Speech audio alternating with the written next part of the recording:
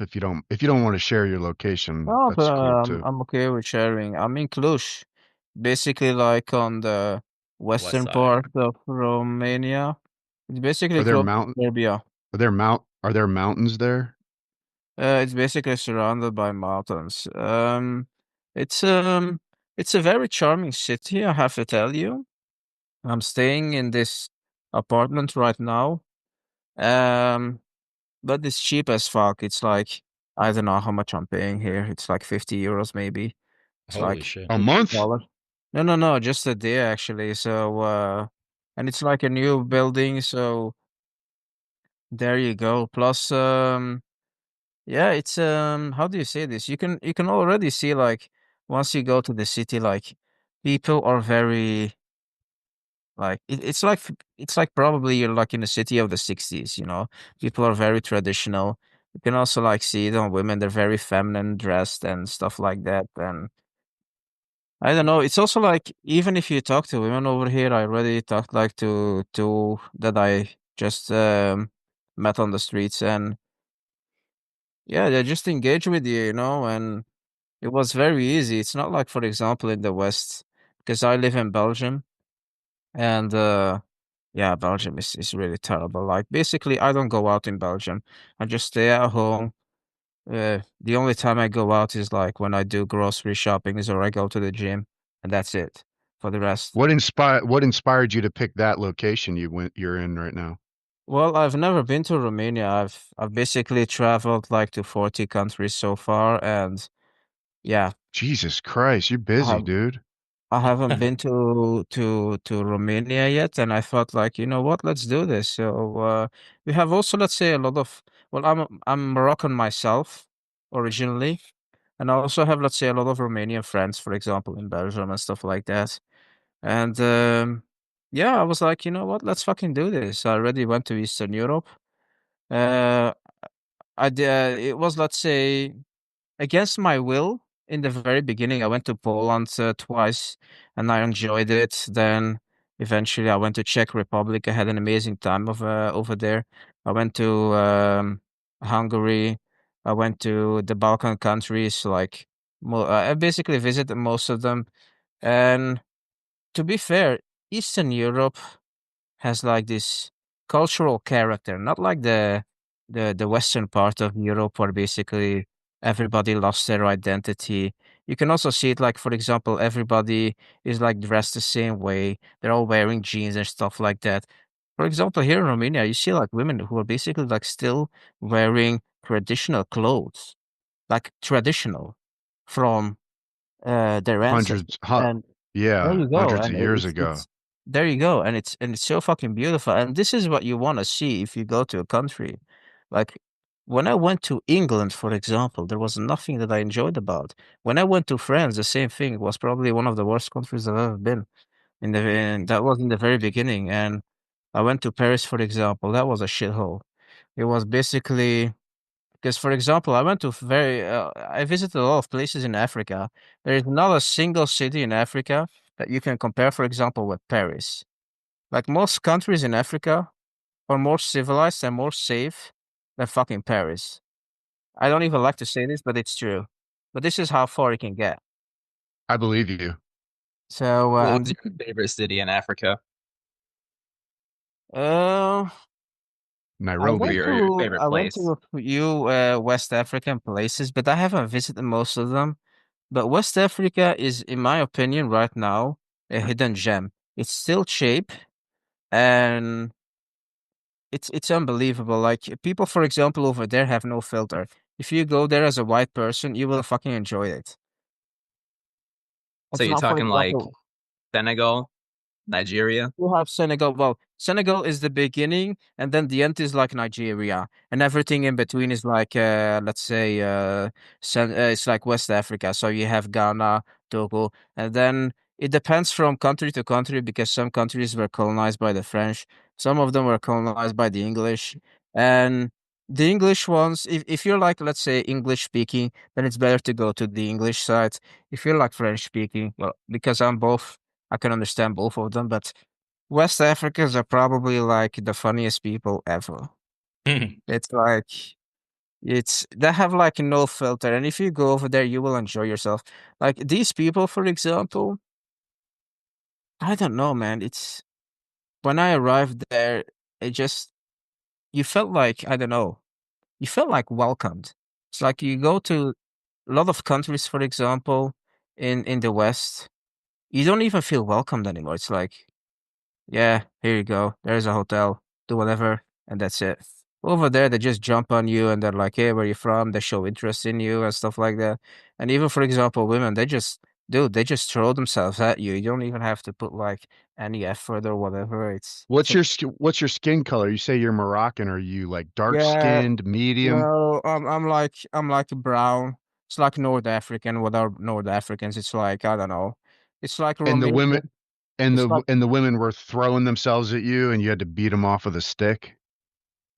something like that. Yeah. Good for you, dude. But that's the whole thing. Eventually, we lost that in the West. Like for example, people can be themselves anymore, and it's kind of sad in a way, you know.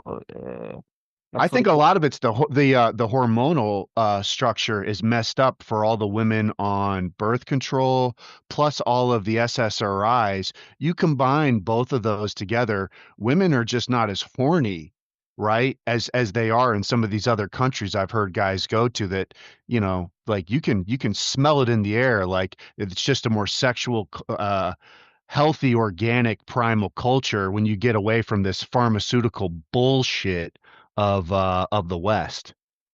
Yeah, but that's kind of arriving there too, because you have Bill Gates who is promoting the what's it called, vaccines over there and shit like that. What he's trying to do is basically like trying to make women infertile over there, so he can take the land and shit like that. Because he's also saying like, "Hey, I'm gonna give all my fortune away." It's fucking bullshit. Mhm. And yeah, it's how do you say this? It's beautiful over there, but it's still like corruptible. And you see what I mean? It's not how do you say this?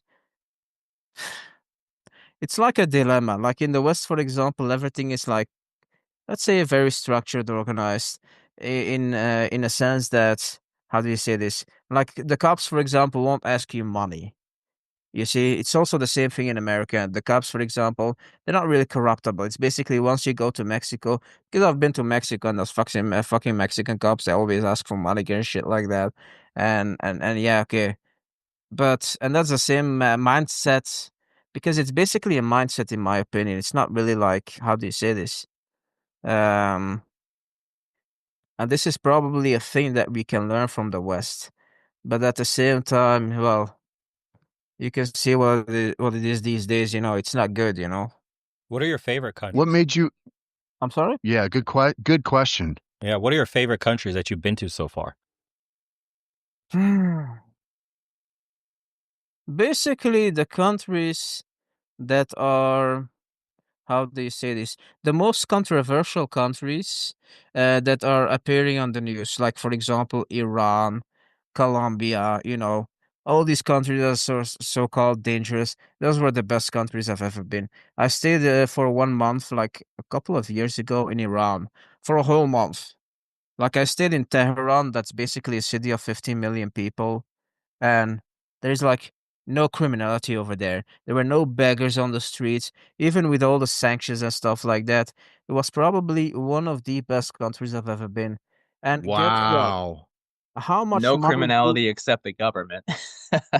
well, government, that's everywhere, you know, guys. I mean, you Yeah, have yeah, to yeah. accept that. But the thing is, guess how much money I spent in a whole month? You will go crazy if you guess it right. Eight Six, $800 total? Oh 600. boy. Oh boy. Less than that, dude? 200 less? 400? 300. Wow. Oh my God. And the thing was, the crazy part was I stayed in a hotel and I met some Swiss guys, and they stayed in the most expensive hotel in Iran. And that hotel was in the 70s because in the 70s Iran was Right, basically the right. Dubai of the Middle Yep. East at the time. It was gorgeous. Indeed. That was before the Ayatollah. And guess what? Mm-hmm. These guys stayed in the most expensive hotel in the center of Tehran. And this was basically a presidential what's it called? Presidential Sweet. yeah, there you go. Mm. No, it was basically a presidential hotel. If you were not American, you would not get in. That's how it What? was. Wow. And basically, he stayed in the hotel where President Nixon stayed. No, basically the suite where President Nixon stayed because he had like his pictures in his suite and everything. And guess what? I guess how much he paid for a night for the whole suite. $100. 30 bucks. No way. Wow. So Ugh. that was the crazy part. No, but like for example, if you go to an expensive 5-star restaurant, you pay like €5, and this was like Holy a five shit. star exclusive meal, you know. Wow. Uh, no man, it was crazy, and that's the cool thing about traveling. Like for example, with an American passport before COVID, I remembered that if you're an American, you can get in, but then you had to have a guide. You need to have a guide like the whole time. The only people who were not allowed were Israelis, but the American people. So I met an American guy, for example. He had two passports. He had an Italian one and an American, but he eventually entered with the Italian one. He did whatever he wanted to do, and then eventually he left. Mm. But basically, if you have like a European passport or whatever, dude. It was so simple. You Wow. get in, you do whatever you want, and it was amazing. For the people traveling, what's your top 5 countries for the dudes looking to date? What would you say based on what you've seen? Yeah, not Iran that's about to go to war. Okay. That was a good answer, but literally the same like the war bells are whistling right now. They've I mean, evacuated all the US military Forget bases all in the that shit. Middle East. Top 5. Give me the top 5. Fuck the news. Kerrigan, that might well, be I that might like be great for you. They might want out of there, and they might want to shack up with a handsome American No, fella to no, get out of no. Olaf is on a heater. Let him go. Yeah. there. Yeah, sorry. I did like, for example, Colombia. Like for example, they have. I don't know if you guys have ever been to Colombia. That's No. one. Give us four more. Answer Bo's question. Okay. Um, I like Sweden, by the way. Wow. Yeah, Sweden was very nice. Plus, what is interesting about Sweden is it's basically the only one of the few countries in Europe where you can basically hike and and just like if you want to camp in the wild, for example, wild camping, whatever you guys call it, you can do that without having a permit and stuff like that. Oh, So that's good. that's number two. Number That's three. nice. Number three, I liked Iran a lot. Um, Number four, Bosnia Herzegovina. Mm. Bosnia? Yeah, man, I fucking love Bosnia. Yeah, it's a gem. It's a hidden one for sure. It's a very hidden gem. Yeah. People don't realize it. Like, oh boy, it's like the Jerusalem of Europe. Like, Are you in Sarajevo? yeah. And I've also been to Mostar and a few other cities in the neighborhood, but it's Damn, nice. basically a place that has a lot of potential. But they're also like going into war because Serbia wants to claim, let's say, the Orthodox part of it that's basically in the north. So eventually, uh, I don't know about that region, but eventually, it's also like on the bridge of collapse. People are also leaving and shit like that. So yeah. And how many countries did I say so 4. far? You're on Four. number Four. Okay. 5. Yeah. Oh boy. And then I would No, say he gave Morocco. Morocco. didn't you did Colombia, Sweden, Bosnia. And Iran, then Iran. Iran. Bosnia. Iran, then Bosnia. I don't really, Iran. Yeah. man, you're literally put another one in instead of Iran. Oh boy. Are you That's are his you a list, bro. cowboy by any chance? No. Okay. Well, I don't know. But the thing is, like, Iran was one of my top favorite countries, so I cannot switch that one. I can't do Okay, so that. top six. So top six. Oh boy. You're making it too difficult right now. Well, he really And wants What to do you remember, know. think about it's for the what? the He, dating aspect. yeah, Let's he, just I'm he so wants say, to know where the hottest chicks are. Basically, that's what he wants to know. oh boy, oh I want to boy. know where the easy to gather white women are. Okay, let's just get call it this one. What's your name? Kerrigan? Carrigan, yeah, Mm-hmm. it's him. Okay. Are you an American? Yes. Okay. I'll give you one hint, Kerrigan. If you're an American, you're basically a first world citizen. You can get any bitch you want in any country. Okay? This is how it is. He doesn't know it yet, but he's Okay, looking for well there you specifics. go. Except any other like first world country that there's going to be full of feminist bitches like Australia, No, England. Kerrigan, what you need to Yeah, I was gonna say, understand is Kerrigan, you've this. got some You particulars. have to understand what I'm saying. You have to understand the European mindset or the other countries' mindset. The thing is, look at the Europeans. They've always looked up to you. They never had an army of their own. So what that means is basically they always looked up to you. And I know how Europeans are. Like for example, when I was in college, like the wet dream of every college girl was like to sleep with a fucking American guy. You see what I mean? So eventually, and it's everywhere. Like for example, if you go to Wow. Morocco, if Hey, you go to okay. Morocco, for example, you can get. I mean, No, I know that, but if I went to Thailand, I know that that's obvious to me. I want a white wife though. And I'm just been kind of brainwashed, almost going insane with how difficult and horrible American women are. And that's all I'm used to. So it's going to be a huge culture shock when I touch down in Eastern Europe. If it's as true as you say it is, I take your word for it that I mean Bo, I was talking to him like 2 days ago and he's like, yeah, you might have some issues with religion since I'm atheist with a woman wanting to marry me, but the way that you how confident you sound, Olaf, it sounds like, hey, they'll just put up with whatever. yeah, but Sleeping with you. the thing is, you have to look like the thing is, you're an American, and you have to understand you are the so-called leader of the world so far, Mm-hmm. right? Mm-hmm. And this is how people look up to you.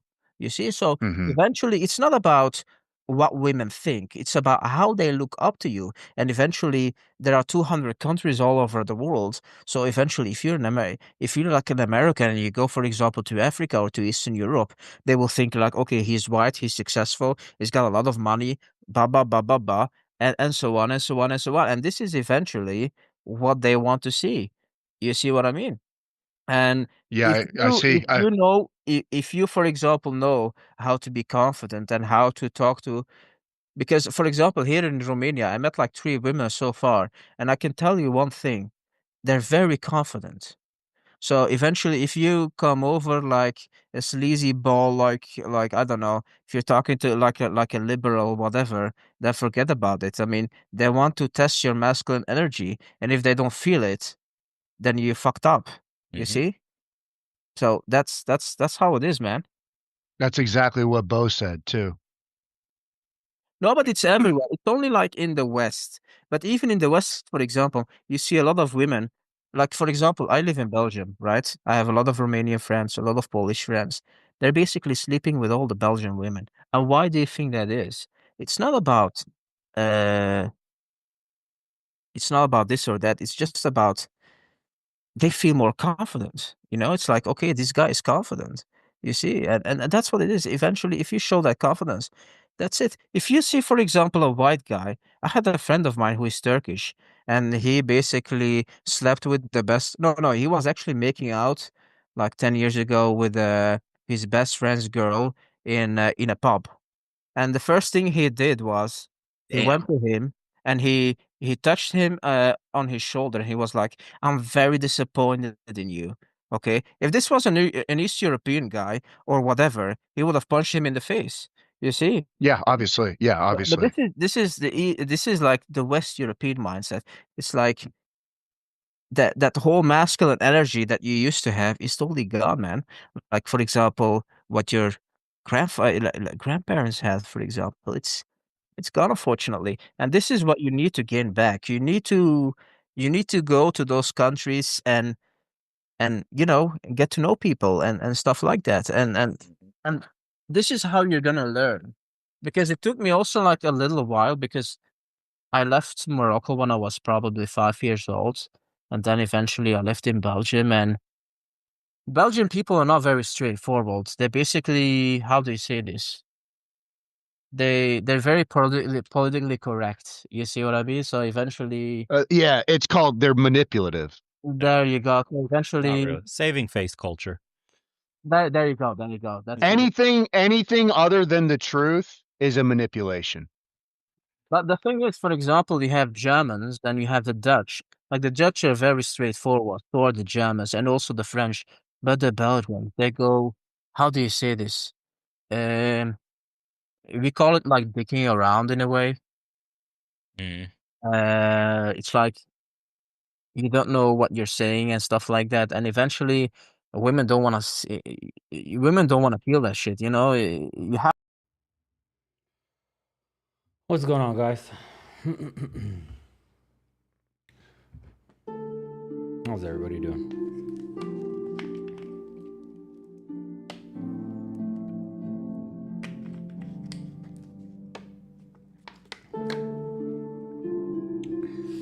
Welcome in, everybody.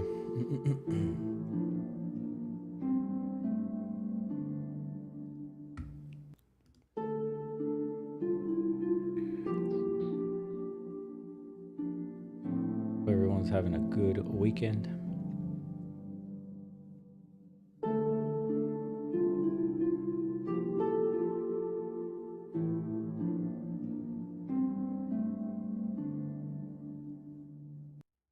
We saw Battlefield 6 trailers, dude, bringing back nostalgia. I was thinking about it. I went to PC Part Picker. I saw what is the latest and greatest. How much? 6Gs. 6Gs. Why are GPUs so expensive today? Anybody know what the hell's going on with NVIDIA? I don't feel like building another PC though, just for one game. I don't care how sick it looks. It does look sick. We'll totally game with the boys.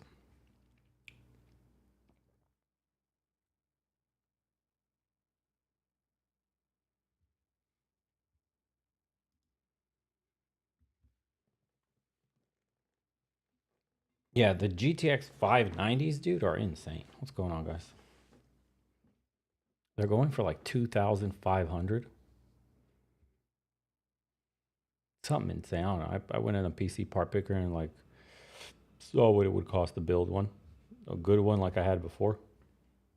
No thanks. What's going on, McQueen?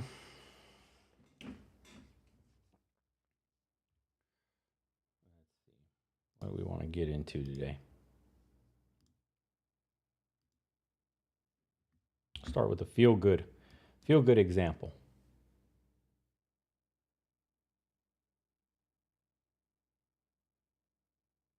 Watching from Costa Rica, welcome in. So, got this dude here, young guy, 21-year-old, and you won't believe how far he got by being in the trades. Now, not all trades pay well, but HVAC is one of the ones that pay well, and certain career trajectories in HVAC. Like commercial work, guys, when we say trades, like you got to go into the commercial work. Residential, I've heard from most guys that it's pretty much hell.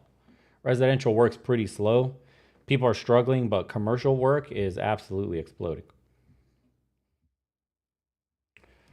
Blake Bloom. So I work for Tabarco Mechanical, and my name is Blake Bloom. So I work for Tabarco Mechanical, and we're actually at their headquarters right now. And what is this industry?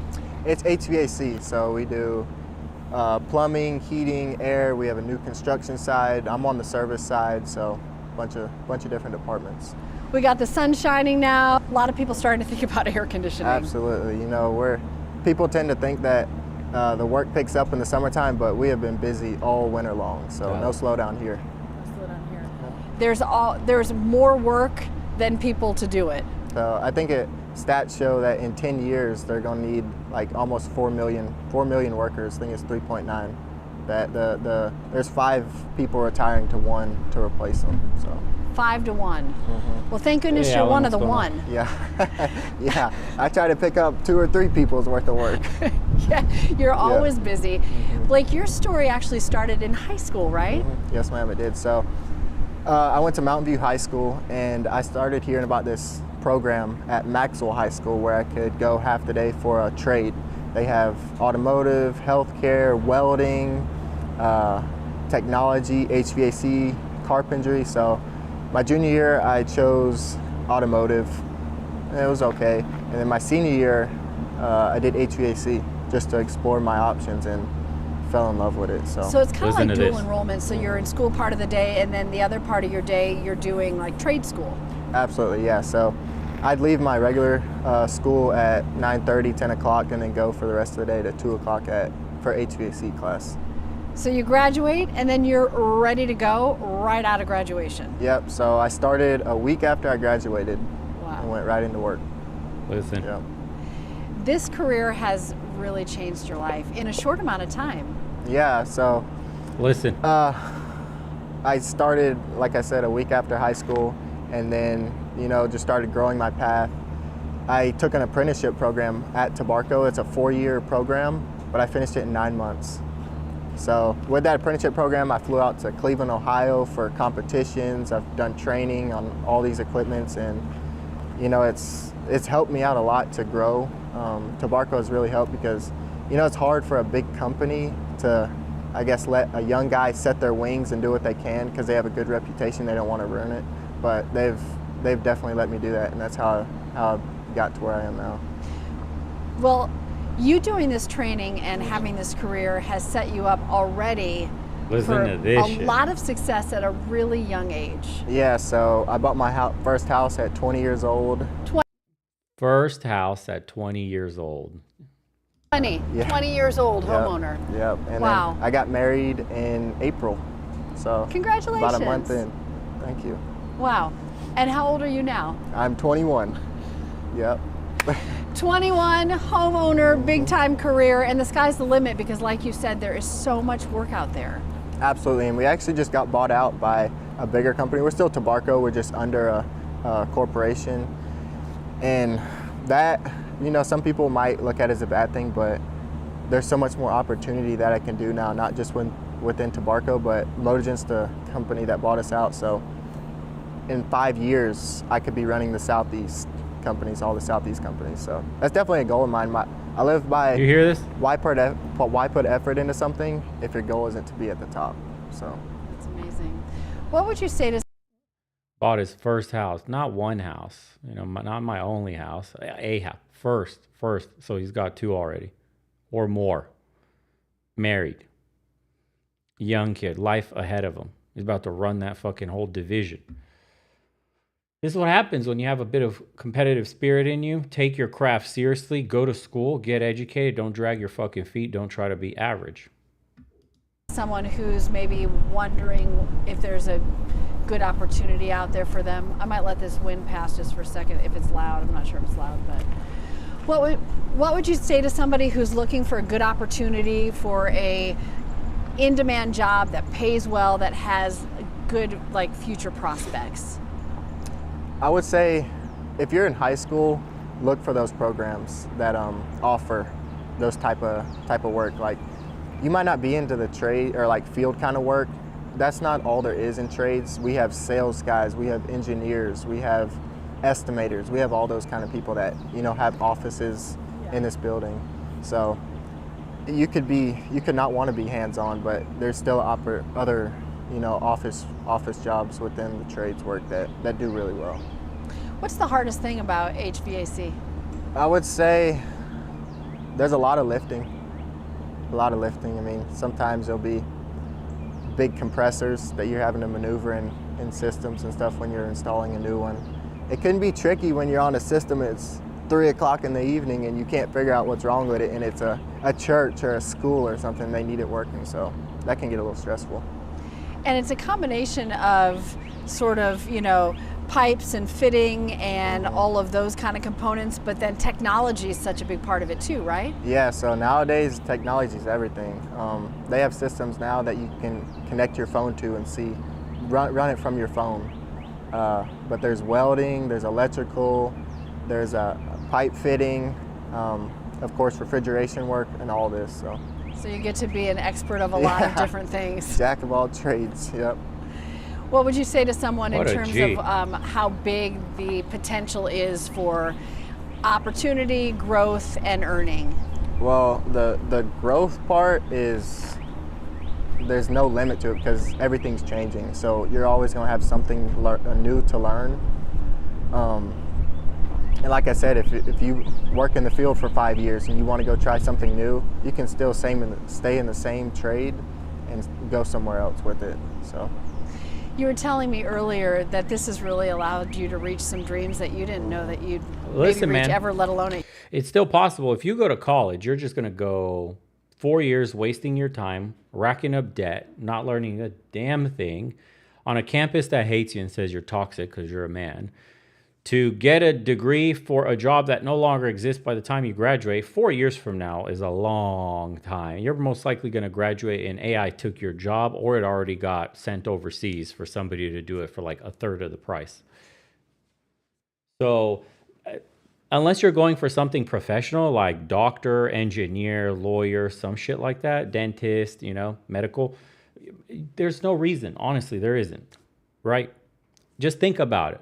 You cannot get by anymore with the dream you got sold that I'm going to put in my 4 years, come out with my bachelor's that gets me an entry-level position at some firm somewhere, and I have my nice, quiet, white-collar job where I work under air conditioning, don't have to break my back, and I bring home a steady paycheck, and I'll work for this company for a couple of decades, and then I get to retire, and I got my pension or my 401k matched, and life's great, and my kids are in school. That shit's gone, bro. All of that shit disappeared. That's no longer the case anymore. You really do have to find your own path. Trades are one of the last places that men can go where they're given a skill. They're taught a skill that has a lot of value in the market currently. Now, you're going to need to move around. That's what you're going to have to do. You can't, like, some guys are just really lazy about it. They just want to go into like the easiest trade and then sit in their local area. They don't want to move around for XYZ excuses. They don't want to put in work and take their craft seriously. They don't want to, ascend to that next level. You got to become a maestro in your craft, guys. You can't just be an average fucking electrician, an average fucking plumber, an average fucking HVAC dude. Put in work, bro. Be better than everybody else. The competition is so trash. Literally, you could separate yourself out from the pack easily today. And once you do that, this guy is 20 fucking years old because he had a head on his shoulders with a bit of a competitive chip, and he's ready to rock, dude. And he's doing good, and he's entering in competitions and seeing, how well he's placing. He took his job seriously, and he's getting rewarded for it. He already has multiple houses. He's only 1 years old. And then can you imagine where he'll be 5-10 years from now? It's absolutely insane. This guy's running laps over every single classmate. The only classmates that aren't beating this guy are the dudes that went into like computer science, specifically like engineering, architecture, building chips, making the next AI advancements in the world. Like those guys are getting paid. Those guys are getting paid like insanity right now. They're getting paid better than the best ball players ever. They're getting billion-dollar offers to come work at like Zuckerberg's super intelligence lab. It's crazy. Yeah. So good for Your him. age. Yeah, so I dreamed of having a house young. Didn't know it would be this young, but Killing it. it's definitely changed my life. So for sure. That's awesome. What's the most satisfying part? The average age of a homeowner or home buyer today is 56 years old in America. This kid did it at 20. You are going to live a life of abject poverty if you go to school for a standard bachelor's 4-year degree in horseshit. That's what's happening. You're going to graduate in absolute debt with a mortgage on your head that you cannot discharge. That's that. So where do you think it's better for a man to start?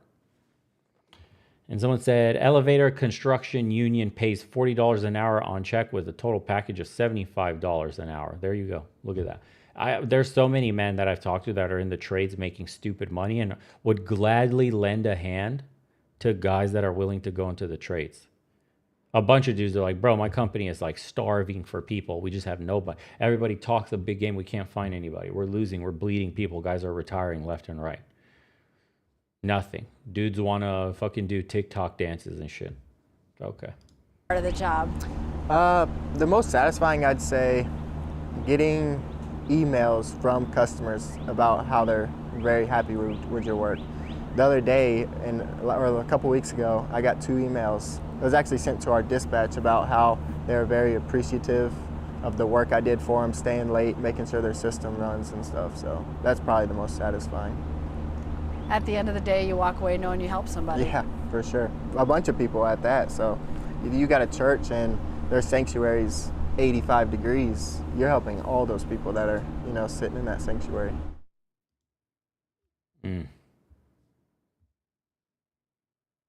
Actually, HVAC, electricians, mechanics, plumbers are the most sought after professions right now. Yeah. Dope video. I thought you guys should see it. It's definitely possible. Thank you, Prescott, for sending that in. Dude emails a bunch of stuff if you watch this later. But it's a doable career path more than ever. And I think if you hit the ground running right now, if you really don't have any skills, you're making no money, and you have no direction in life, what other way apart from literally teaching yourself some information from like YouTube University and the internet, and like creating your own like digital business, internet-based like remote business somehow, right? What are you gonna do, bro? You're gonna drop ship on Amazon. 1 million people are drop shipping on Amazon. You're gonna day trade. Like, you got any cash? You need some capital to make that work, and you need, good emotional management when it comes to money. What else is there that people do online? I don't know. Whatever they're recommending and shit, like automation, right? AI automation systems to sell to companies. Like, that's all gonna disappear with AI soon.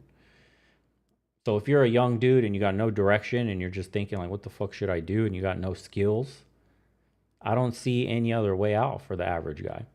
They have to go to a trade school and at least put in some work, move around, find in-demand markets, and you'll do well like this young guy. It just takes effort. Like, you're not going to coast your way through. It's not like some shit like, bro, we're all dying for HVAC guys. Like, you're going to have to compete. There's nothing you can do in this world where you're not going to have to compete. But if you take what you do seriously, you'll succeed.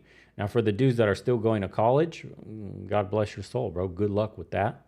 60% of those jobs will disappear in like probably 5 years, all your entry-level jobs. And yeah, I hope you're one of the few that make it out. So it's not looking good. It really isn't.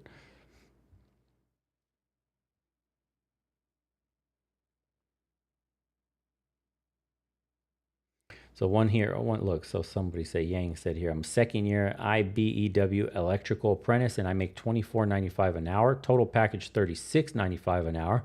I live in the South. His local chapter in St. Louis pays $47 an hour. Total package $78.50 an hour. There you go.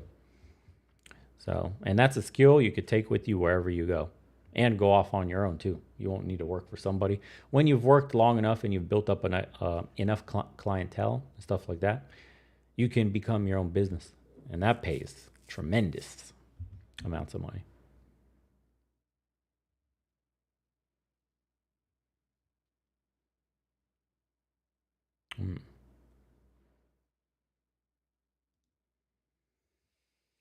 I have another one. I got 21,000 views on this one. It says, we were raised by women who hated men.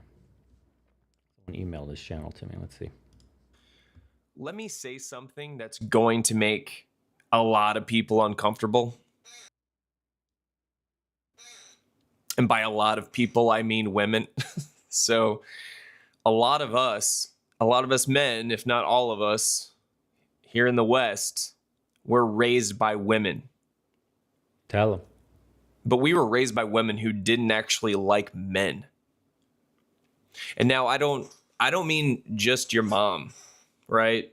I mean the entire ecosystem. Moms, teachers, counselors, therapists, daycare workers, church staff, you name it, we were told by those same women to grow up and be a gentleman. to be kind and respectful and protective and safe. We heard that a lot. But there's a caveat with that. You were never to be too assertive, right? Never too confident or too masculine. In other words, be the thing they hated, just behave better. Let me repeat that. Be the thing they hated, just behave better. I mean, of course, the first woman who ever loved you, it wasn't your girlfriend or a crush. It was your mom.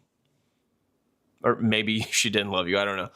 So, I mean, because those exist. So, especially the ones that really hate dudes. But yeah, I mean, let's say, your dad was either gone, he was weak, he was abusive, or, disrespected in the home. I mean, that love came with strings. So, and those strings are that men are dangerous, right?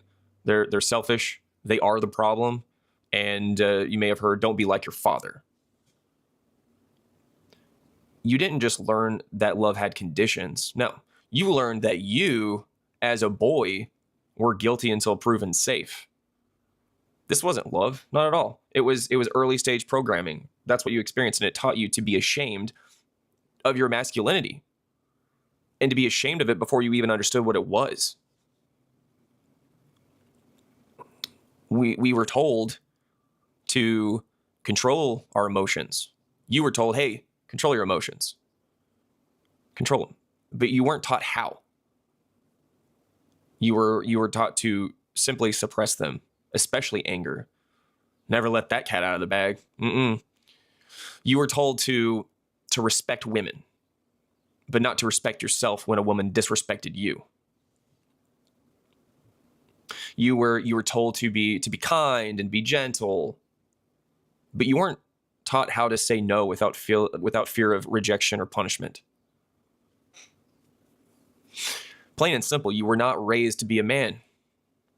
We were not raised to be men in this country, in this culture. We were raised to be safe for women. To be safe for women. And if you stepped outside those lines, you got hit with the ultimate insult. Possibly. You're acting just like your father. Right? You heard that one before? You're acting just like your father. But let's talk about numbers here. Let's talk about, school for a second. Over 76% of K through 12 teachers in the US are women. In early education, it's over 90%. From the moment you step into a classroom. I'm curious, one's in the chat if you were raised with a father, strong father, and two's in the chat if you were raised with a single mother or a weak father present. So one if you got an actual alpha dad who was like holding down the house, traditional masculine household. Two if you got the broken household. I'm curious at these numbers. You were placed in a behavioral system designed by women, for girls. Boys they're just outnumbered, they're outcultured. You're expected to, sit still for hours, use your inside voice. Never interrupt. No, never talk back. Never. Dude, the amount of twos on here is frightening. Like, that shouldn't be the norm. That's the norm. That's the majority. Challenge authority. Always be obedient. Damn. But what's actually happening is that normal male behavior is being pathologized. Yeah, if you're, I've heard this one when I was 9. If you're too energetic, you have ADHD. My 9th grade teacher, Mrs. Tinsley, thought I had ADHD because in the middle of social studies, I learned how to do this and was super excited about it and kept doing it. So, and I didn't have ADHD. I was just, the doctor said, no, he's just a 9-year-old. So hats off to that doctor. But yeah, I mean, you're assertive. That means you're aggressive. If you disagree, that means you're oppositional. And if you're fidgety, then you're disruptive, right? And what happens to boys in this system? They adapt by shrinking. I've talked about this. They or they rebel and get punished for it. Either way, the message is clear. Boys, your nature is a problem. And someone just wrote, I'm beginning to realize that there are things that my father couldn't teach me because he himself didn't know either. Yeah.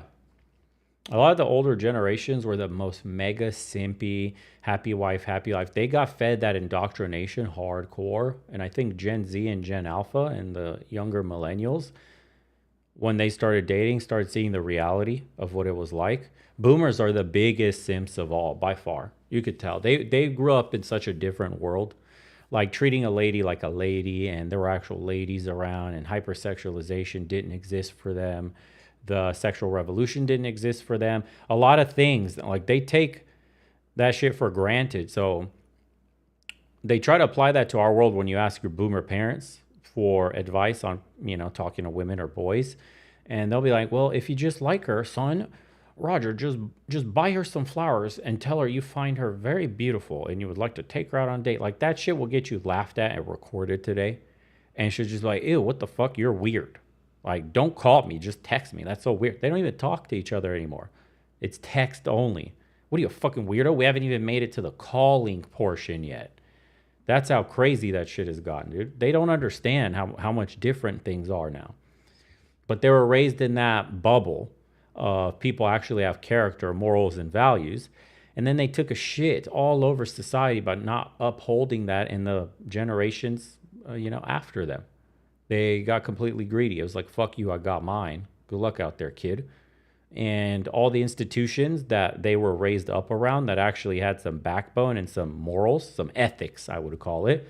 The institutions, you could somewhat trust them, have absolutely been eroded down into propaganda and corrupt pieces of shit that you can't trust as far as you could throw them. That's it. That's all. That's the world today. We can't trust our government, can't trust any institution, can't trust the doctors, can't trust the medical professionals, can't trust the scientists, everything got politicized. Everything now has an angle. There's an ulterior motive to every single message because somebody benefits somewhere financially.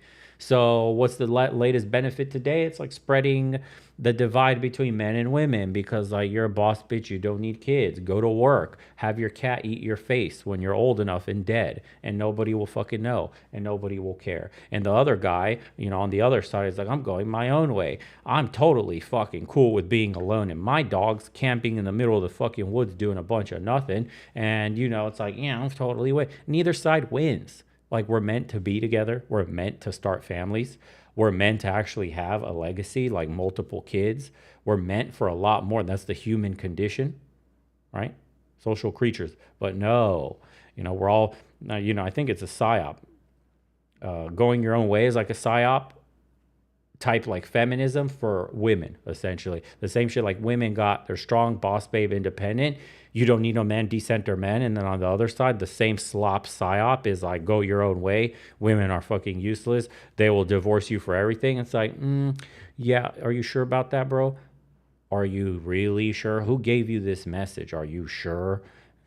Think about it.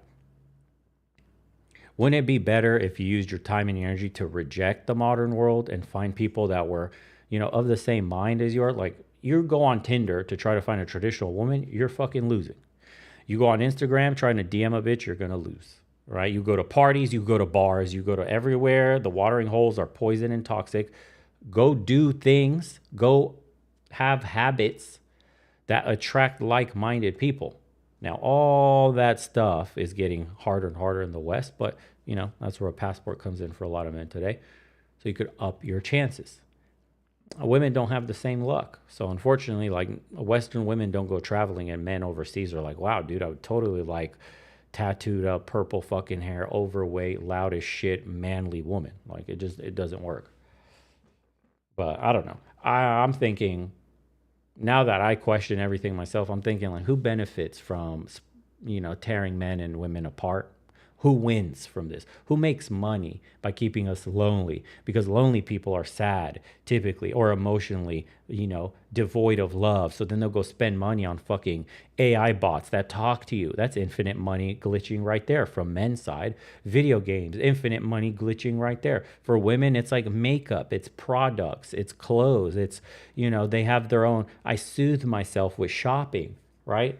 Yeah, bitches in the West talk about like shopping is what soothes me. They cope with shopping. Retail therapy is what they call that shit. No, bozo. You're spending money because you have an empty hole inside, because you have nothing. You're alone with a fucking cat. That's all you got to look forward to after 8 hours of getting your ass ridden at work by a boss who hates your guts. Cool story. So fucking many W's, huh? By the time you hit adolescence, your default mode is appeasement. Say sorry when she's upset. Do whatever makes her comfortable. Never raise your voice. Never assert your needs. Never take up too much space. Don't be manspreading now. You're not operating from strength. You're performing for approval, because deep down the programming says if you're good enough, she won't leave, and if you're soft enough, you'll be safe, right? But that's not love. That's fear-based compliance, just dressed up as virtue. The same women who instilled this fear told you to be a gentleman, right? Ironically enough. Hold the door, pay for my meal, protect her, listen without speaking, sacrifice your needs. And then in return, disrespect when you set a boundary, accusations when you assert yourself, emotional manipulation when you withdraw, and rejection when you stop playing nice. See, it was never about mutual respect. It was about behavioral compliance, okay? You don't get applauded for being a good man. You get used. You get used and abused until you stop performing. And, we talk about feminism like it's somehow confined to just college or social media. But its more formative influence happens at home. It happens in the home. Single moms projecting their unresolved anger at men onto their sons. Married women belittling their husbands in front of their kids. But who allows that at the end of the day? Dude, can we take accountability? I'm sorry. I understand. We live in a feminist society. I know. It's gynocentric as hell. I get it. Everything is women empowerment, men bad. I get it. But how old is too old, boys, to keep using this as a fucking excuse? At what point do you start to, kind of grow a fucking brain in your conscience and you start to think and ask questions and you go, light bulb moment. I'm my own person. I have my own boundaries. I have my own rules. And if you cross them, I get to walk away. At what point, at what age should a man have his consciousness come to the, front of his life where he really realizes his power? At what age do you think? Should every man really have some due diligence done on dating, on women, on expectations of marriage, the divorce courts, all that shit? At what point? Where do we draw the line here? Someone say 8 years old, you're on crack. 21? You think 21? Somebody said, I'd say by 25. Look, I'll give you until 25. That's you done with college. You got used by chicks. You were the nice guy. They played you. You see that she's dating the bad boys. They're getting everything for free. You're not getting shit. By 25, I feel like you can't use the women bad excuse anymore. By 25, if you haven't figured the game out and you're still playing and losing, you could only blame yourself. Someone said 25 is when a man's brain is done forming. By 25, dude, I think any excuse after 25 should start with it's my fault, or I'm responsible for, or I did this to myself.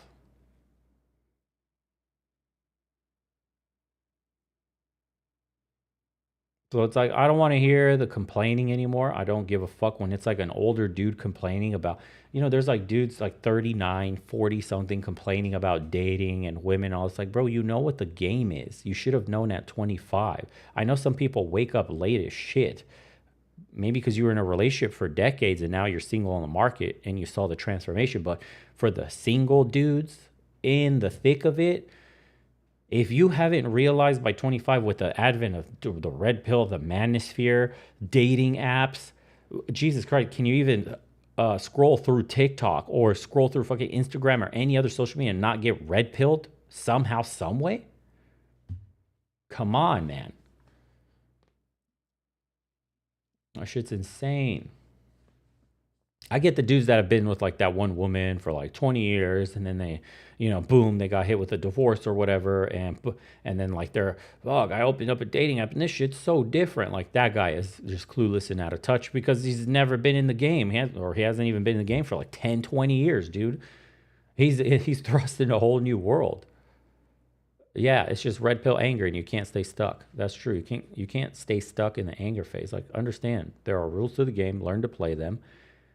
And then you get to perform and get the outcomes that you want. But until then, like if you're stuck in the anger phase, like women, it is a fault of women. I mean, the blame game goes far back, dude. All of us have had fucked up childhoods in some way or another. Maybe not feminist mothers, but some of us here have been abused. Some of us here have had horrendous parenting. Some of our parents were drug addicts. Maybe grew up poverty, didn't have anything. Like everybody's got an excuse, bro, for why they're fucked up. What's your excuse for not fixing that shit after 25? That's what you got to ask yourself. Daughters that are learning to be dominant and sons learning to submit. I mean, you grew up thinking that love meant being agreeable, being needed, being useful. And now as a man, I mean, this day and age, man, you're saying yes when you want to say no. You let women walk all over you. You try to be the safe guy, right? And wonder why they don't respect you. You've been domesticated, dude. You've been tamed. You've been turned into a service animal. And dude, emotionally neutered men, they can't lead. The system just creates overthinking men, over-apologizing men, under-respected men, men with no fire or voice or edge. Men who ask for permission to simply exist. You don't know how to lead because you were never allowed to in the first place.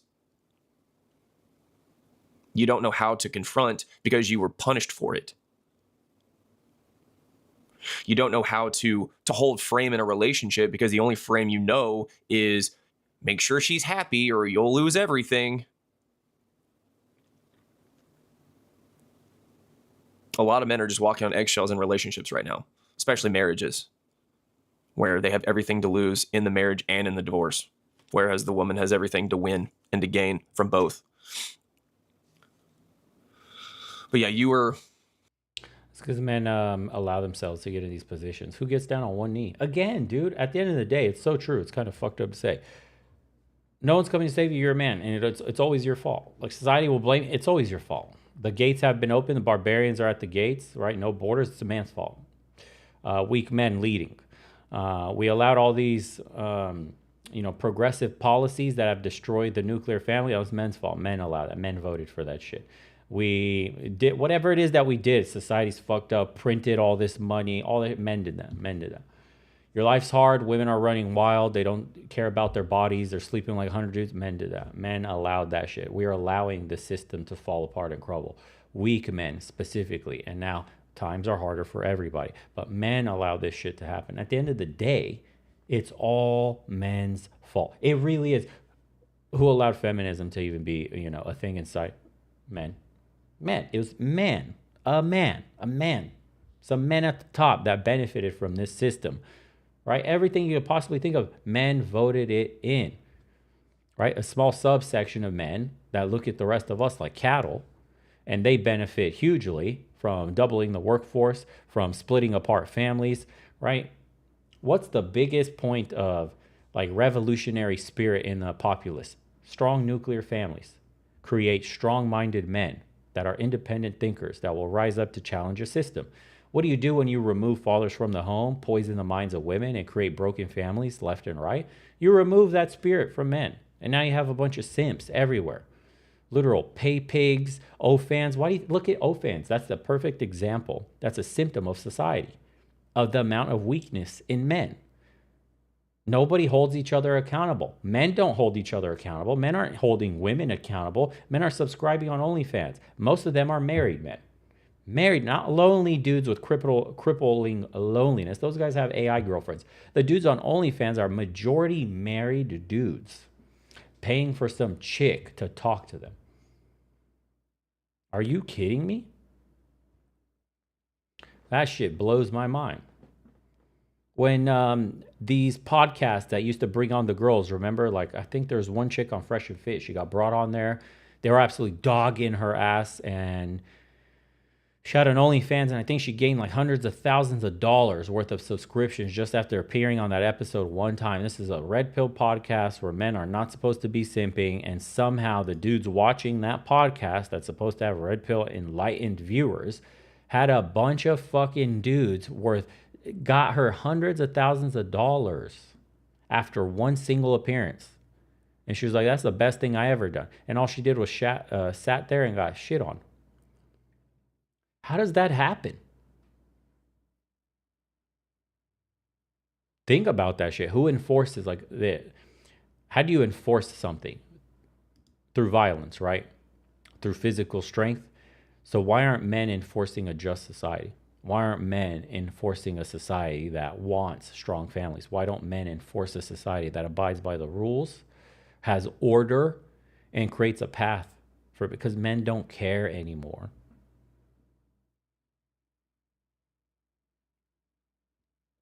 Yeah.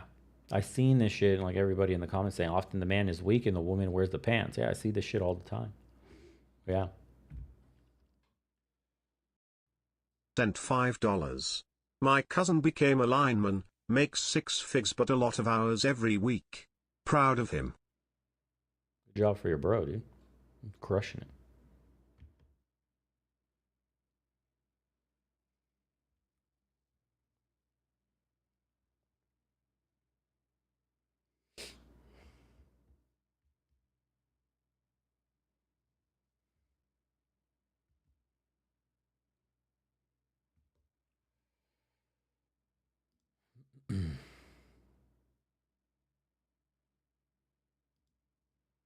Raylon Ellis sent $10. Fortunately I have my 2 kids and a decent relationship with my ex. I'm 50, date in the Caribbean and it's awesome. Get your money up, date abroad and you'll experience better dating in the US also. Everybody overseas says that. Yeah, it's true. Really, it is. Happy Father's Day, Oscar.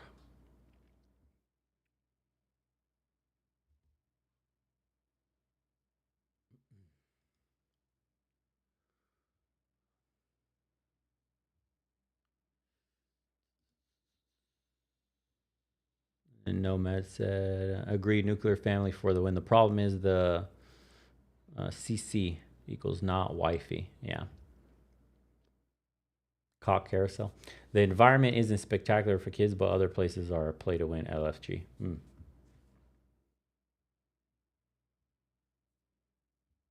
Yeah.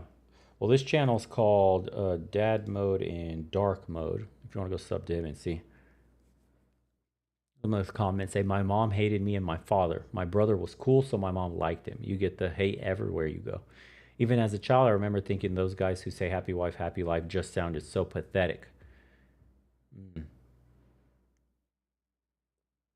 We were raised by people who could not control their emotions. That's a good one. My mother showed a hatred for men, all men, for my entire life. At 45, she was in her late 60s. Okay, at age 45. So his mom was in her late 60s and spent her entire life in service of a mega church she joined back in the late 70s. I finally confronted her about this and explained that her hatred showed in the way she treated me. Her response, F you. After which she stormed off into her basement, slamming and locking the door behind her. What the hell? Damn. I was raised by a single mom who was a narcissist and a whore. She hated my father, who was such a beta that he'd work constantly just to avoid coming home. So I never saw him even before they split. Holy shit. I was small and malnourished and went to school with bruises. I was taught very little, and when I got older, she treated me like a son husband.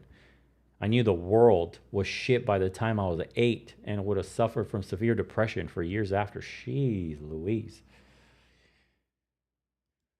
One of the most painful, if not most painful, memory was when I was 6 years old and my mom screamed at me that she hoped that I would get cancer and die. She said many abusive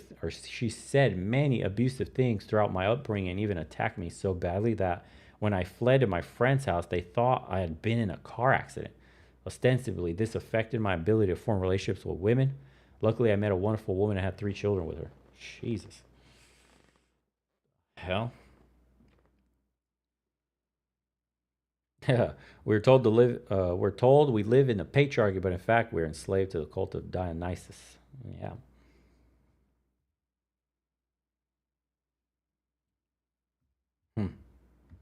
Interesting.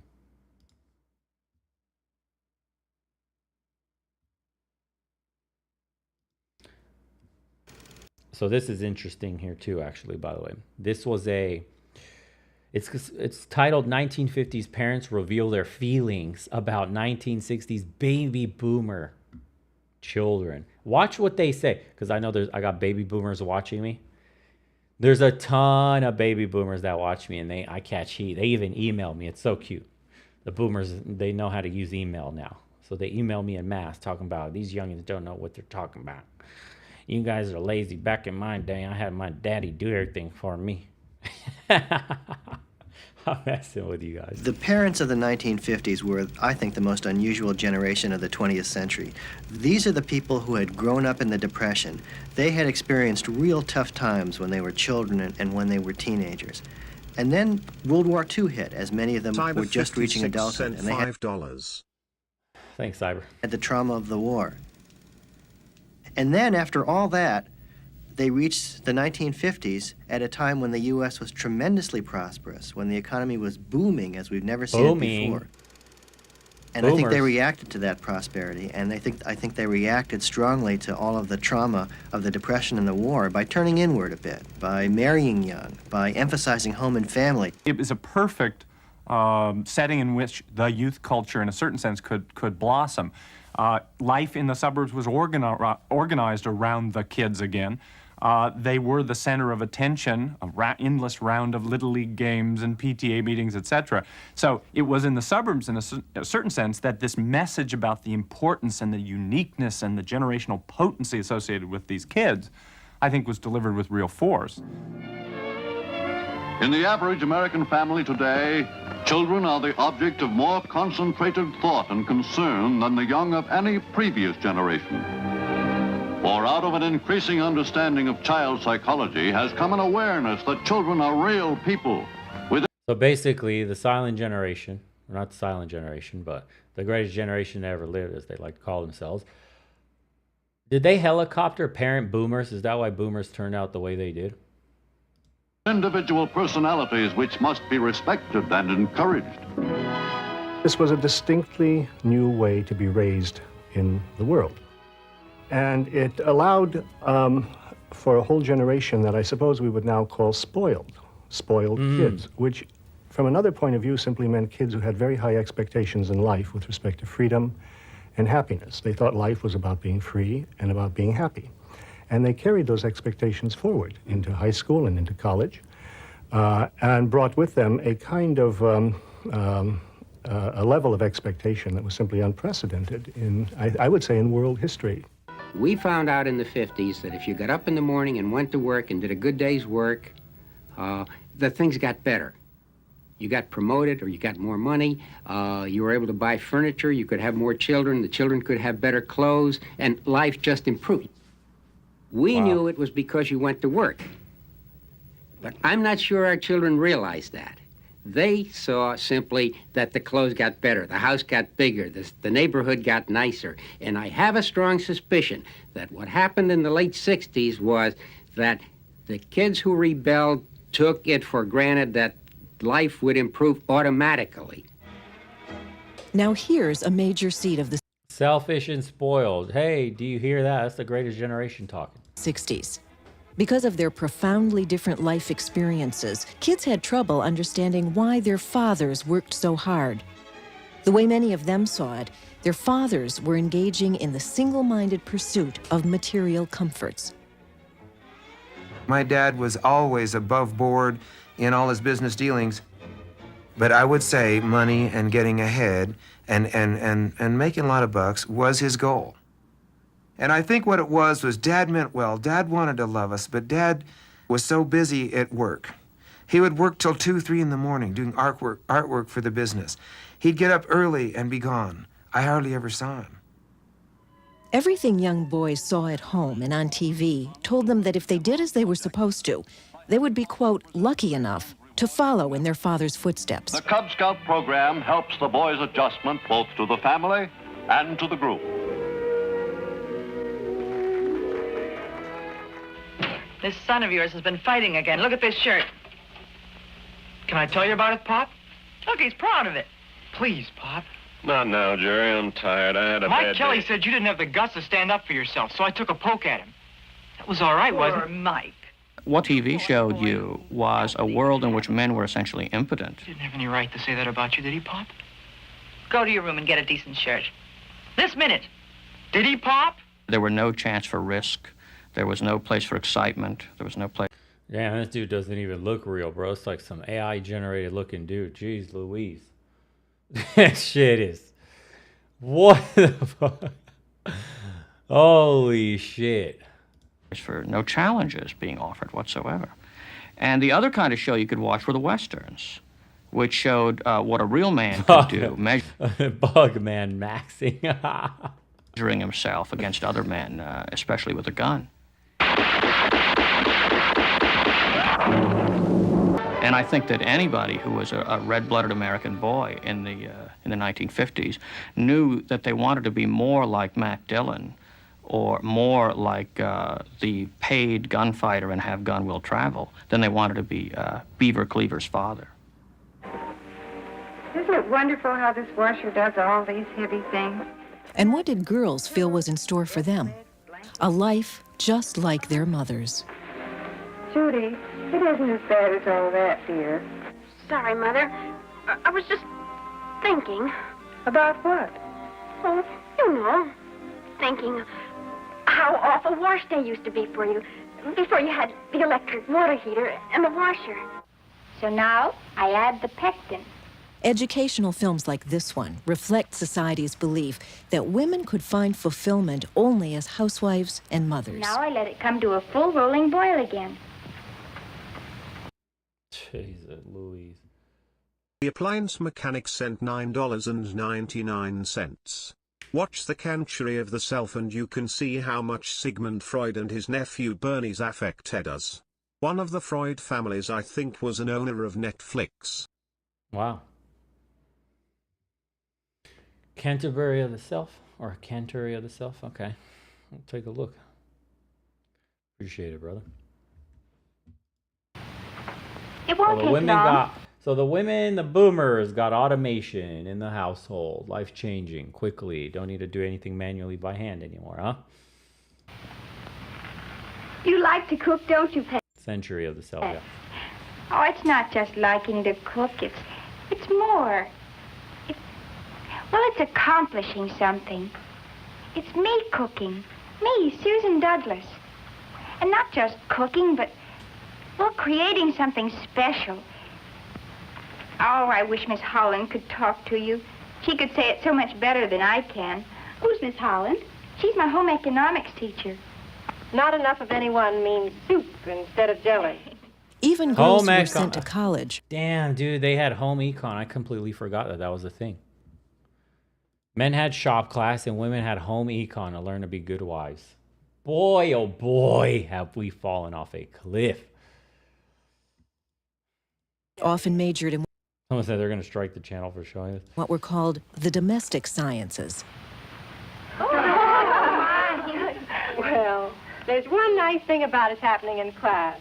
Here it's part of our learning. At home, it would be a minor tragedy. Wow. There was a song when I went to college at Smith College, which they don't sing anymore, I know, that had a verse that went something like this.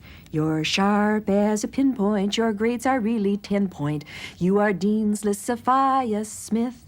But when a man wants a kiss kid, he doesn't want a quiz kid. Oh, you can't get a man with your brains. With your brains. Wow. With your brains. Oh, you can't get a man with your brains.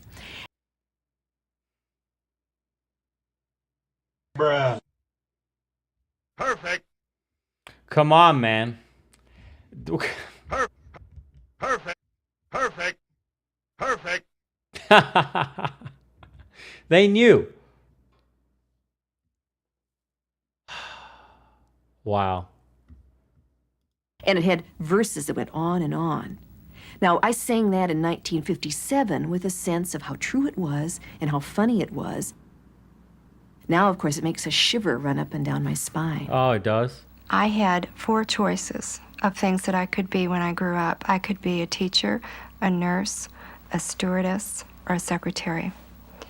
I couldn't go into things that dealt with medicine. I couldn't go into law. I couldn't go into the real professions. It was extremely limiting. And of course, the overall goal was to find a husband, get married, have children, and live with a white picket fence. I used to make little stews for my child. I wonder what they would think if they could see what the future looked like of this lifestyle that they were pushing towards. Like if we could just plug them in with some meta glasses and be like, listen, your behavior, the sexual revolution, everything you're fighting for, everything you're rejecting from the greatest generation, watch, behold. And then you show people with like bull rings, dressing like professional fucking hookers, but they're normal chicks, yelling like men, chicks with no breasts, they're cut off, you know, rainbows everywhere, and just like degenerate, like SSRI eyes, thousand cock stares, cats galore, very little women having children, kids, very little women even having a man. No one's getting married anymore. If the women got to see what their behaviors would bring down the line, I think all these women in this old school video would completely reject this direction completely. They would be horrified. Absolutely. If the men got to see what the future was like for their grandchildren, their great-grandchildren, I think it'd be easy to say that they wouldn't allow any of this shit to go any further than what it would have right here in this moment. Talking about, you'd be memorizing that shit in the first grade. Don't need a brain to get a man. Because using your brain with the onset of feminism and sexual revolution led to you only being able to get a cat. No man.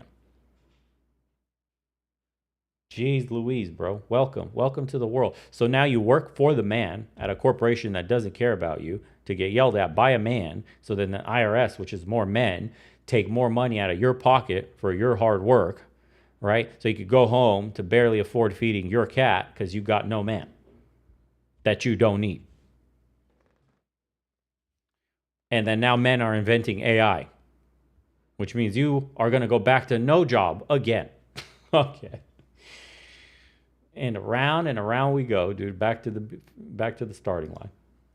And he used to spit them out and stick them on the wall. But I went on doing it. I don't know why. Dr. Spock. I think Dr. Spock ruined everything. I really do. I mean, he's wonderful in the peace movement. But this whole image of giving your children everything you had, and they have to be satisfied, and they have to be content, and I think we gave them much too much. And here it is, the American family of the 1950s, as it was seen thousands of evenings on TV. Happy kids, happy father, happy mother. Everyone behaving as they were supposed to. They're like robots. You know, it's none of my business, but don't you think taking writing lessons is a pretty expensive way to meet a girl? The message was absolutely unmistakable. This was the way your life should be. And if it wasn't, something must be very... Wow. Says in the 1950s, people in their 20s dated and people in their 50s worried about debt. Today, people in their 50s date and people in their 20s worry about debt. Oh my God, that's such a bar. That is such a bar right there. 1950s, grumbling old people, optimistic young people. 2019, grumbling old people, depressed young people. Back then, hard work was rewarded. Now you can work all day, every day, and you may be lucky to be able to pay rent in your crappy rat hole apartment. But what do I know? I'm just a lazy millennial. I'll just go choke on my avocado toast. That's so good. Can you imagine what it would be like to have a job in a retail store or a restaurant and being able to support a wife and kids on it? I couldn't even support myself when I was doing that. Jeez, man. Back then, wages and cost of living were proportional. Now it's all out of whack. Imagine not being aware that children are real people with individual personalities. What the hell? Children are real people. OMG. My boomer father bought his first house under $30,000 and his wage at the time was almost $20 an hour. Today, that same job pays $25 an hour and a similar home is $300K. You do the fucking math. The power that be wanted you to point your finger at everything but the money changers. As I said, 50s adults knew that things would get better if you worked. 60s boomers knew that things just got better regardless of work. Millennials know that no matter how much you work, things will never get better. Yeah. And Gen Z is like, what's the point of working, period? This shit sucks. And Gen Alpha's like, you guys got jobs? What's a job? By the time I graduate college, there were no things such as jobs left. AI took everything. We're in a dystopia.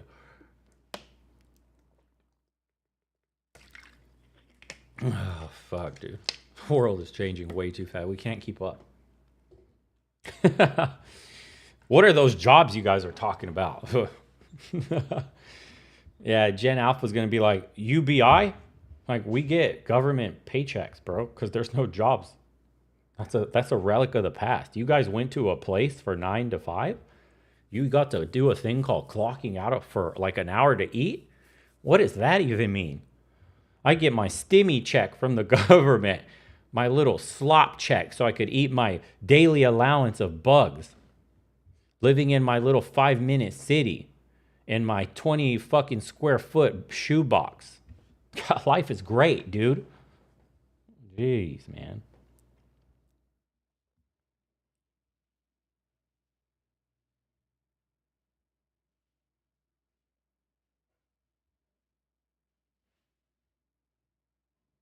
I remember the 80s. One of my friends was legally disowned by his parents because he was into a punk/metal scene. Unreal. Yeah, you ready for the bug sandwiches? Are you? Unbelievable. All right, boys. As if the economy wasn't shit, I got a video here that pretty much proves it. If you've been looking at Zillow, and you're tracking homes in your area, I've been looking in the Phoenix area, and there are multiple houses that I'm looking at that I've seen drop by 10 to 20,000 month over month over month consistently. They're knocking down $3,000 to $5,000 off the price. No houses are moving off the market. Rent, same thing. I was looking at rent. I'm seeing houses drop by $100 every 3-4 weeks. Every month, there's a house that went up for like, let's just say $2,700. Now it's all the way down to $2,400. Right now, housing is a tale of two Americas. In the South, prices are collapsing. In the North and Midwest, stability still holds, but as I'm about to show you in this video, cracks are forming. What started as the biggest bubble in US history is now popping, yet up here in the North, buyers and sellers are acting like nothing's happening. I'm sure if you watch real estate videos on YouTube, this is not going to be a surprise, but I don't think anyone really understands just how troubling the situation is in some of these markets and how it's spreading to the rest of the country. Honestly, I'll be shocked if we don't have an official full-blown recession by like 2026. I think the economy is already on shaky foundation right now. You could tell the numbers are shit. Inflation is still high. Housing prices are stubborn. And the supply glut is real. And people still can't afford them. The prices of cars have gone up dramatically. The average car payment is over $700 now?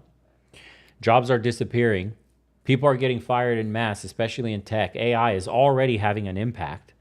Can you imagine what another year of iterating on AI will be like this time next year, guys? What do you think AI is going to be like this time next year? Because this time last year, the models were shit. They could barely talk to you.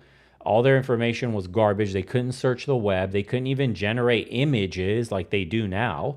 They couldn't even generate videos like they do now with all those, like the Yeti videos that you're seeing. What does another year from today look like?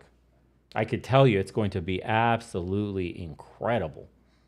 Yeah. If 2026 is going to be an incredible year in a negative sense. Take, for example, this chart by Nick Gorelli, otherwise known as Reventure Consulting. It shows the number of active listings by region split off by essentially the two portions of America outlined in my thumbnail. Down here in the South, inventory is actually higher than what it was in 2019, and worst of all, it's growing at record pace with no end in sight. From the bottom in 2022 to now in 2025, the number of homes for sale in the South and West has exploded 290%. If you map it out, that's a pace of 31% each year. Meaning that by the summer of 2028, 3 years from now, there will be nearly 2 million homes for sale in this region, which is 10 times the number of homes that were for sale during that 2022 top. Now you might say, well, what's the big deal? And to be fair, inventory doesn't represent prices. It's simply a measure of supply. But like anything in economics, if you flood the market with supply, we know what happens to prices. And it's already happening even with the supply at 824,000. You can see by looking at nearly any market in Texas or Florida that prices are already under serious pressure. Obviously, everyone knows about Austin, where prices have fallen 23% since that infamous peak in 2022, but Florida is also now faltering. There are already a few places in Florida with 15% declines, in particular Cape Coral, which has fallen 17%, and Punta Gorda, which has declined 16% since those 2022 tops. But in a lot of these cases, it's not so much the... I think these have something to do with flooding. I can't remember exactly which one. It might be both, but specifically, I don't think there's any more flood insurance being offered for one of these two communities, if not both. That's why the drop is so steep. But yeah, houses have been dropping by 5, 6, 7%. Fact that values are down double digits, it's concerning because of the pace at which this is happening and the environment surrounding it. For example, in Punta Gorda, in just the last year, a typical single-family home has declined 12%. And this is happening in a place where active inventory is exploding way past any levels we have seen since at least 2017. Now, this may sound bad, but it's actually a lot worse than just a simple price stat, and we can visualize this by digging deeper into a single region. Let's use Punta Gorda as a lens into what's happening across much of Florida. Prices here are already down 10%, but that number doesn't even begin to scratch the surface. This isn't a soft correction, it's a true spiral. At the same time, home prices are falling, mortgage rates are hovering around 7%. So even with lower prices, homes are still brutally unaffordable for most buyers. This creates a dead zone in demand. Now zoom out and look at the builders. Margins are getting crushed. Builders are slashing prices just to move inventory, putting even more downward pressure on the resale market. So my old business partner is still working in construction and remodeling. I have other contacts that still do remodeling and construction all over the US. The story is the same for everybody. Residential is dead. Only commercial work still exists, like working for other businesses. Builders are struggling. Houses are sitting on those lots brand new, and that's scary for the people that bought like a year or so prior, and they paid, for example, let's say you paid $435,000 for your house, but the builder just finished another lot in your neighborhood and they're pricing it brand new for like $375,000. What do you think that does to your price? You're stuck. You're already stuck. You can't get out of that one. It's not just a competition anymore. It's neighbor against neighbor, builder against homeowner. Inventory is obviously quickly stacking up, not because people are selling, but because they're not. Sellers are frozen, pulling listings and waiting for better conditions that may never come. Then there's the psychological wreckage from 2022. Imagine paying $450,000 for a home 2 years ago and now seeing builders offering nearly the same home for $375,000. That's crazy. Not just a paper loss, that's a gut punch. You see? People feel trapped, bitter, and desperate, and that desperation is exactly what this market is built on right now. That matches what I've been told. That's crazy. That matches exactly what I've been told. Pretty much, it used to be pretty even when I was still doing remodeling and construction. It would be about 30, 30, 30, something like that. You'd have residential work, you'd have commercial, and then you have the government contracts, right? working on public buildings, schools, shit like that for the county. Then it switched after COVID. That shit was like maybe you would do 15% residential, and even that, the 15% of the residential that you still did was like nothing but ultra luxury mansions. Thank you. And then the rest would be business to business. You'd work, renovating hotels and stuff like that, or, Chick-fil-A's or whatever the fuck. Now it's mostly businesses, and like 5% of that work, 10% of that work is just purely luxury. Luxury residential, that's it. The high-end boutique market, and the rest is commercial work. That's it, guys. It's so fucked. You have no idea. This is one of those indicators that's lagging. But it tells you that the economy is about to go to shit and just roll over and die. For real. I don't know how, and our interest rates, like we're already talking about lowering interest rates. Like, do you understand if Trump gets his way and lowers interest rates, I understand that helps the federal government pay off the massive interest rate that they have. Their payments are already over $1 trillion. But what does that do for assets? Dude, houses are going to explode again. Gold is going to explode again. Bitcoin is going to explode again. Commodities are all exploding. The dollar is going to get devalued even more. And then if we enter into like stagflation or something like that, where jobs are still not being created despite low interest rate, there's no more levers to pull. Interest rate is already low. We're going to end up being in like a fucking zombie economy like Japan. Yeah, lower interest rates are going to flood the market with cheap money. Indeed, we're fucked, dude. You have no idea. If he gets his way and Powell gets fired and they lower interest rates just so he can make the government payments. Also, if we're really trying to fix the economy, why did we raise the debt ceiling? So if we have to pay our debt, government, we as in the government, has to pay the debt, and it costs trillions of dollars in interest alone, and he wants the interest rates lowered for that, that doesn't affect rich people at all. Because they have the assets. They want to inflate the market. It's an asset, like an inflationary asset market. Who wouldn't want more money when you already own multiple homes? Did you know Blackstone is starting to buy houses again? Did you guys know that? There's I don't know if I even saved that. Oh, I should have saved that article to talk about. Blackstone is buying homes again after slowing down for a little bit. Yeah, I don't have it saved. Damn. Somebody look it up. Incredible.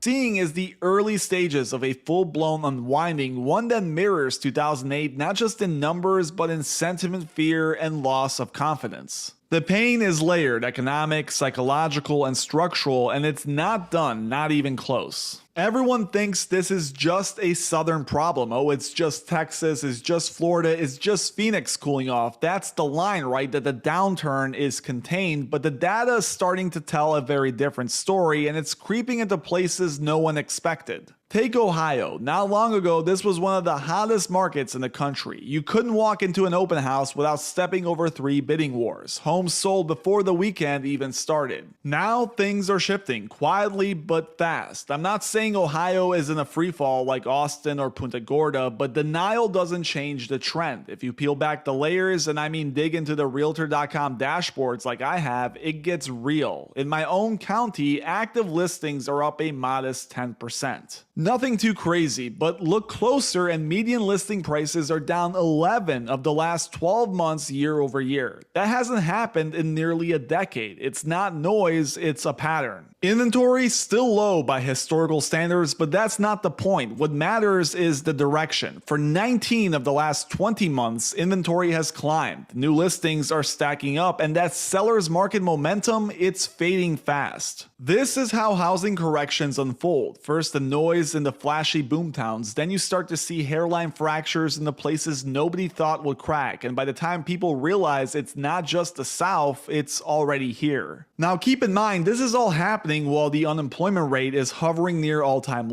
Listen to this. So the title is Blackstone is buying rental homes again. What it means for the housing market.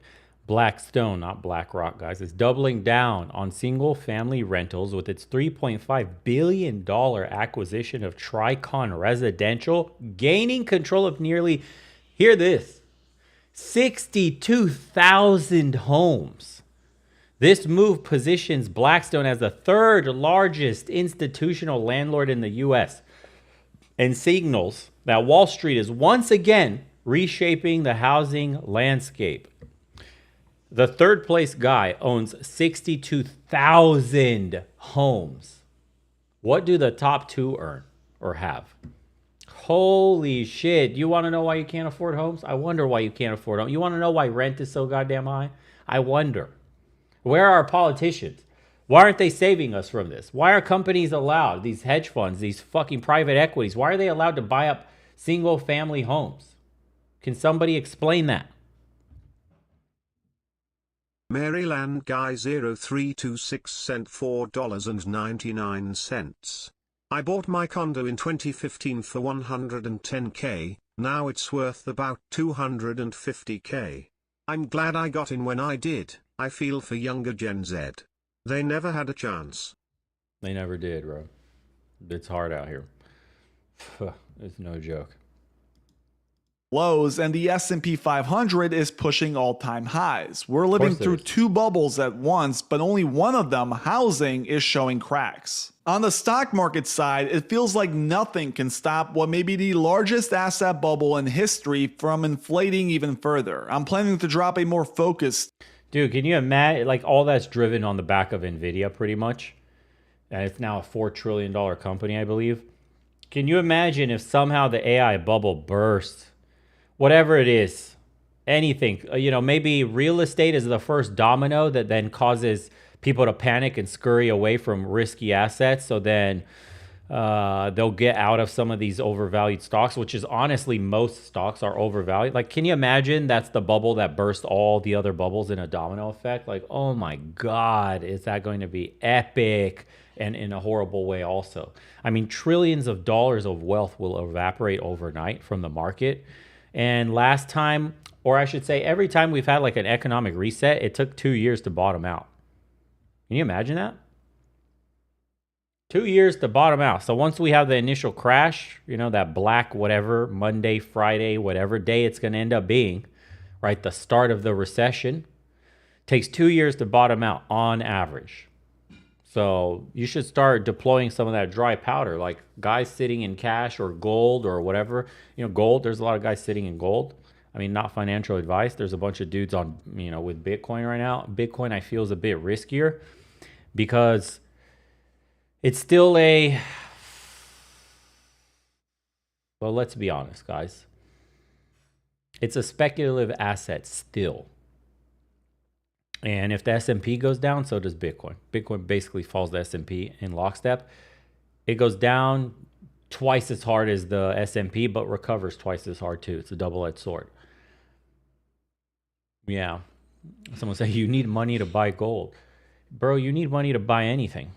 Now, if you don't fucking figure out how to get ahead in the next couple of years or AI-proof yourself, you better learn to like eating bugs.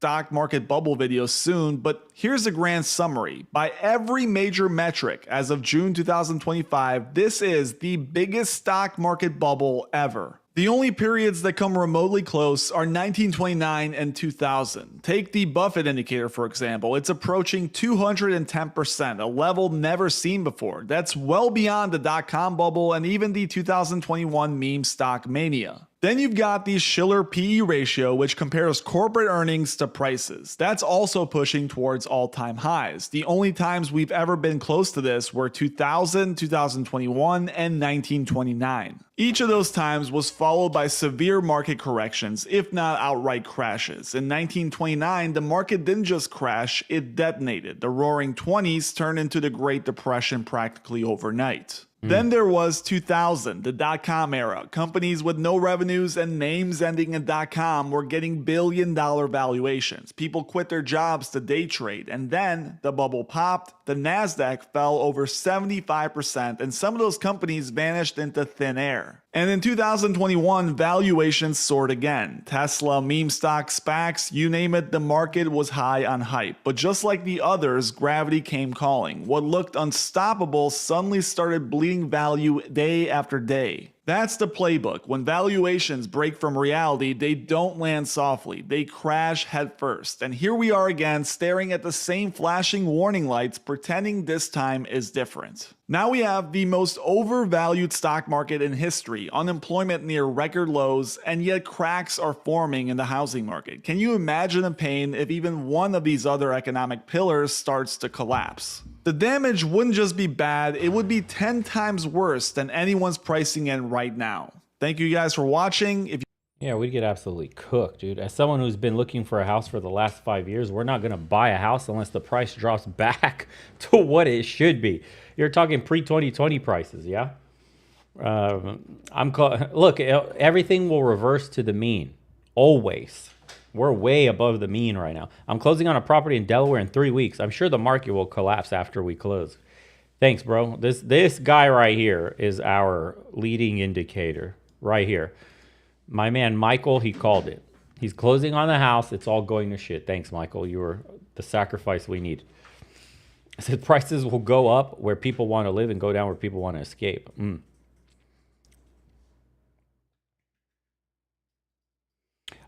If I learned anything from the 2008 crash, the Northeast didn't correct for about 3 to 4 years post-crash, you see?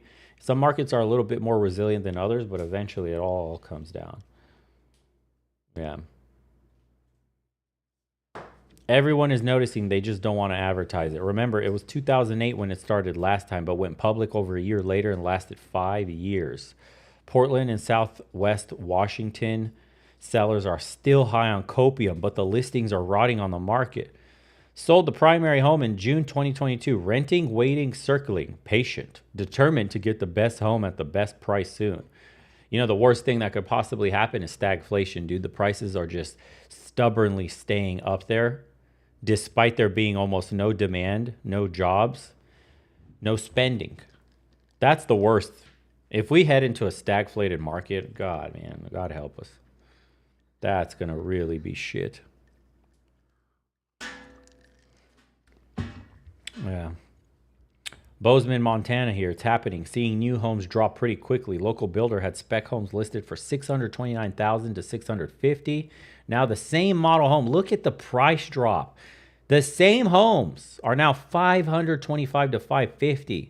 This is over the past 6 to 8 months. They're bleeding money. The housing market is also cooling in my hometown of Davenport, Iowa.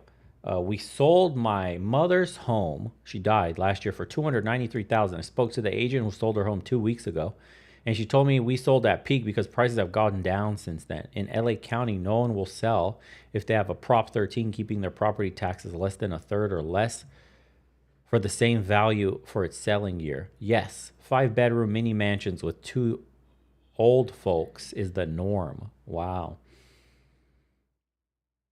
That's insane.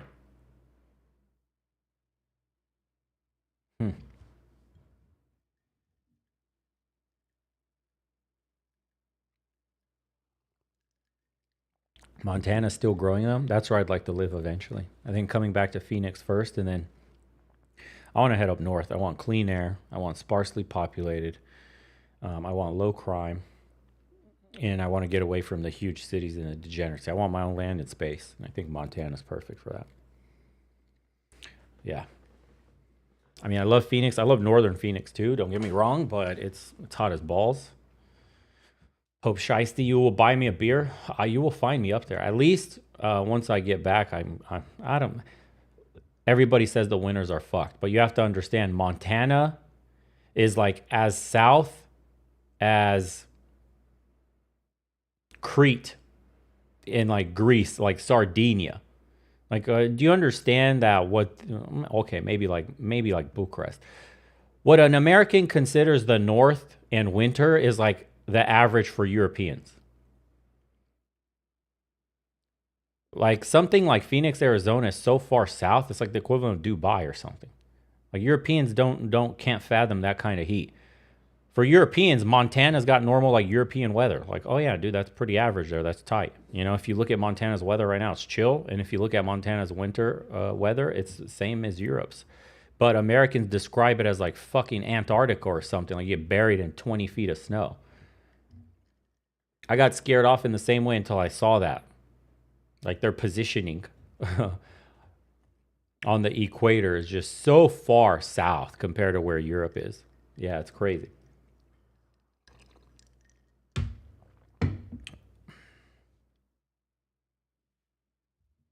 But what's the weather? I'll tell you guys the weather in like Croatia right now, dude. So you guys could see. And Croatia is much colder than. It's 74 degrees currently.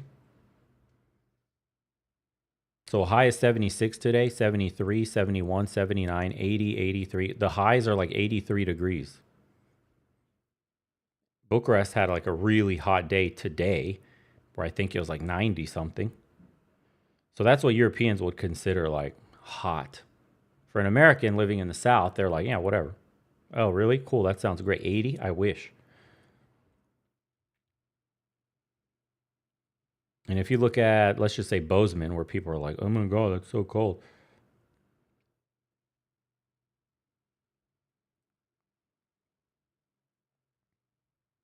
Yeah, Bozeman is 83, 82, 79, 80s. It's 80s in Bozeman right now. There you go. So it's like, it's similar weather. I bet you it's hot as balls in the South. I already know it's like probably damn near 100 degrees. Yeah. I just hope anybody that's living in Montana, how is it with the mosquitoes up there? Please. I can't fucking stand mosquitoes. That's why I actually love the desert for that.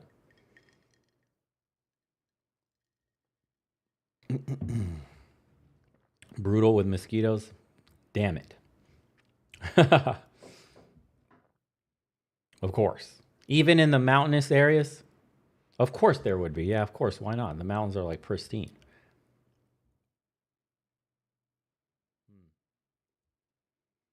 Well, nothing beats the South when it comes to bugs. When I drove through Texas and Louisiana and shit, fuck that. That's the worst.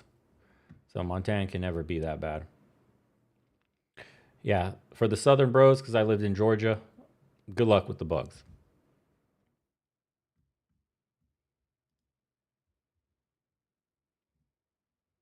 I'll take dry heat over bugs any day.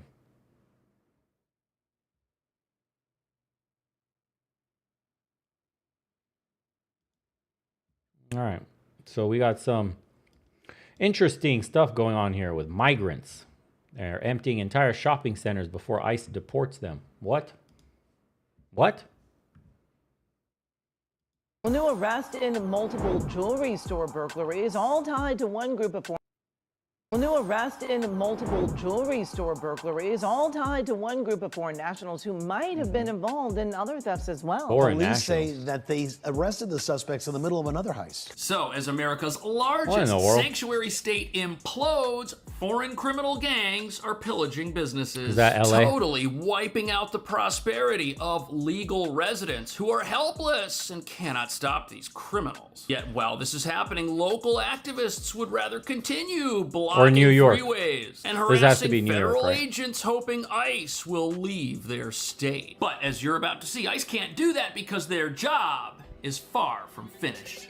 They strike in the middle of the night. The surveillance video shows We can't even play this because too much music. The hotels housing the feds are now helping similar crimes. law enforcement agency that could put a stop to it. And while law-abiding business owners remain helpless on the sidelines, the outrage machine is in full swing, blocking roads and harassing the hotels housing federal employees who may or may not be connected to immigration enforcement. Yet zero people are out there protesting America's formerly open border, which has apparently blessed us with more criminals than we're able to track down and arrest. And even though not every jewelry store robbery is connected to foreign criminals, the fact that foreign criminals have come here specifically to do their thing is That's incredibly wild. frightening. But what's potentially even more frightening is the people of this once great state look like they care more about criminals than they do law enforcement. And instead of securing their neighborhoods against the real enemies who are out there destroying businesses and stealing away their prosperity, they would rather holler and shout at the good guys who are there to help but aren't allowed to. Even though just the other day they took down a smuggling ring that helped import Iranian national security threats to the very backyards of these activists. And that brings us to the real reason you've got these professional thieves totally ransacking businesses. If you're a criminal, doesn't it make sense to go to a place where criminals are protected? Protected by local activists who are willing to throw themselves at the very federal agents who could be looking for you. On top of that, even if you get arrested, the local jails won't turn. The Mexican flag thing never fails to make me laugh, bro. You're living in America, you left Mexico, or you've never even been to Mexico, and yet you're flying the flag of a foreign nation. Why not just go there? If you love it that much, just go to Mexico. It's that simple. Stefan van Ramdorch sent €5.99. Hey Bo, doesn't it get tiring for you to go over the same points for years on end? Don't you wish to expand on other things? What do you think we're doing right now? Look at what we're talking about. We're not covering those TikTok compilations. That's been long gone. Local jails won't turn you over to ICE either, and their objective is to release you back into the community without issue, where these criminals get a second opportunity to live out their twisted version of the American dream. These thieves were good, almost too good, to the point investigators now wondering if this is a group of professionals making the rounds in LA. The burglars cut their way through a wall from the neighboring candy store, a clear sign to the owners they were no amateurs. These guys were calm, calculated career criminals. So you've got criminals who learned how to commit crime somewhere else and then brought all of their talents here and are now expending those talents upon legitimate businesses. And the local police that took these guys down have confirmed that their crimes took place not just in America, but in other foreign countries, making these guys international fugitives. Yet for some reason, nobody seems to be upset about. That's crazy. We didn't track them when they crossed the border because we had no border. Europe's currently dealing with a similar problem like this. And they're just running rampant. So we have crime rings operating in this country, or in the United States, I should say, that are like multinational apparently. And then they got to fill our prisons. Do they get deported, or are we going to have to pay to lock them up? Or are we sending them to El Salvador? Wherever we send them, we still have to pay for it. So it's bleeding our coffers. I'm just saying, look, you really want to fix this issue? Really? You want to get real? Here's how you fix this issue. Very simple. If you're illegal and you commit a crime, your punishment is death. So if you cross the border undetected, then you stayed in this country, you hit someone, you commit DUI, right, or vehicular manslaughter because you were driving under the influence, or you killed somebody, you assaulted some woman in a park, whatever it is that you're part of these organized crime rings, you know what you get? Because we don't want to pay to house you in prison for life, or even pay for the plane flight to deport you. You get two choices. You get the electric chair, or you get a shovel and you start to dig ditches somewhere, doing hardcore, laborious work with a chain tied around your ankle. That's some sort of public works that's going to help make society better. That's how you get to repent for what you did. Yeah, or you can face the wall. Yeah, good job. Face the wall. Hey, please, senor. Yeah, ándale, face the wall. Face the wall just like that right there. Go ahead, turn around. Goodbye. Goodbye. We can use them for drone target practice. I'm just kidding. That's a bit too intense. We're not ready for that level of patriotism yet, nationalism. One day, maybe, though. Gen Z seems to be getting more and more based. This at all. And as you're about to see, the locals in these places are so busy attacking. So the point of being that brutal and consequential with breaking the law is that you only have to punish a few and then nobody does it anymore. That's it. So once you tell a few to face the wall and then you show them facing the wall and getting their brain splattered, then everybody else goes, oh shit, I can't have that be me. No thanks. It's not worth committing crimes in this country. That's crazy. But we're soft on crime. We have DAs that are soft on crime. All these prosecutors, dude, are fucking so soft on crime. People are being let out, bonded out with nothing. Just like guy was released. 22 crimes committed. 22 times he got released. Insane. Law enforcement that they have no idea a criminal underworld is destroying the place they say they care about. Morning, we're just outside the DoubleTree where we saw protesters get broken up by police moving in. It started off peaceful, and I want to show you what we can see here. Some of the damage. There's graffiti on some of the property here. Again, this started off as peaceful, but into the night. Telling me that twice. At one point, a window was broken. Several cars here in the parking lot were damaged around 11 p.m. Honestly to God, we weren't doing anything wrong.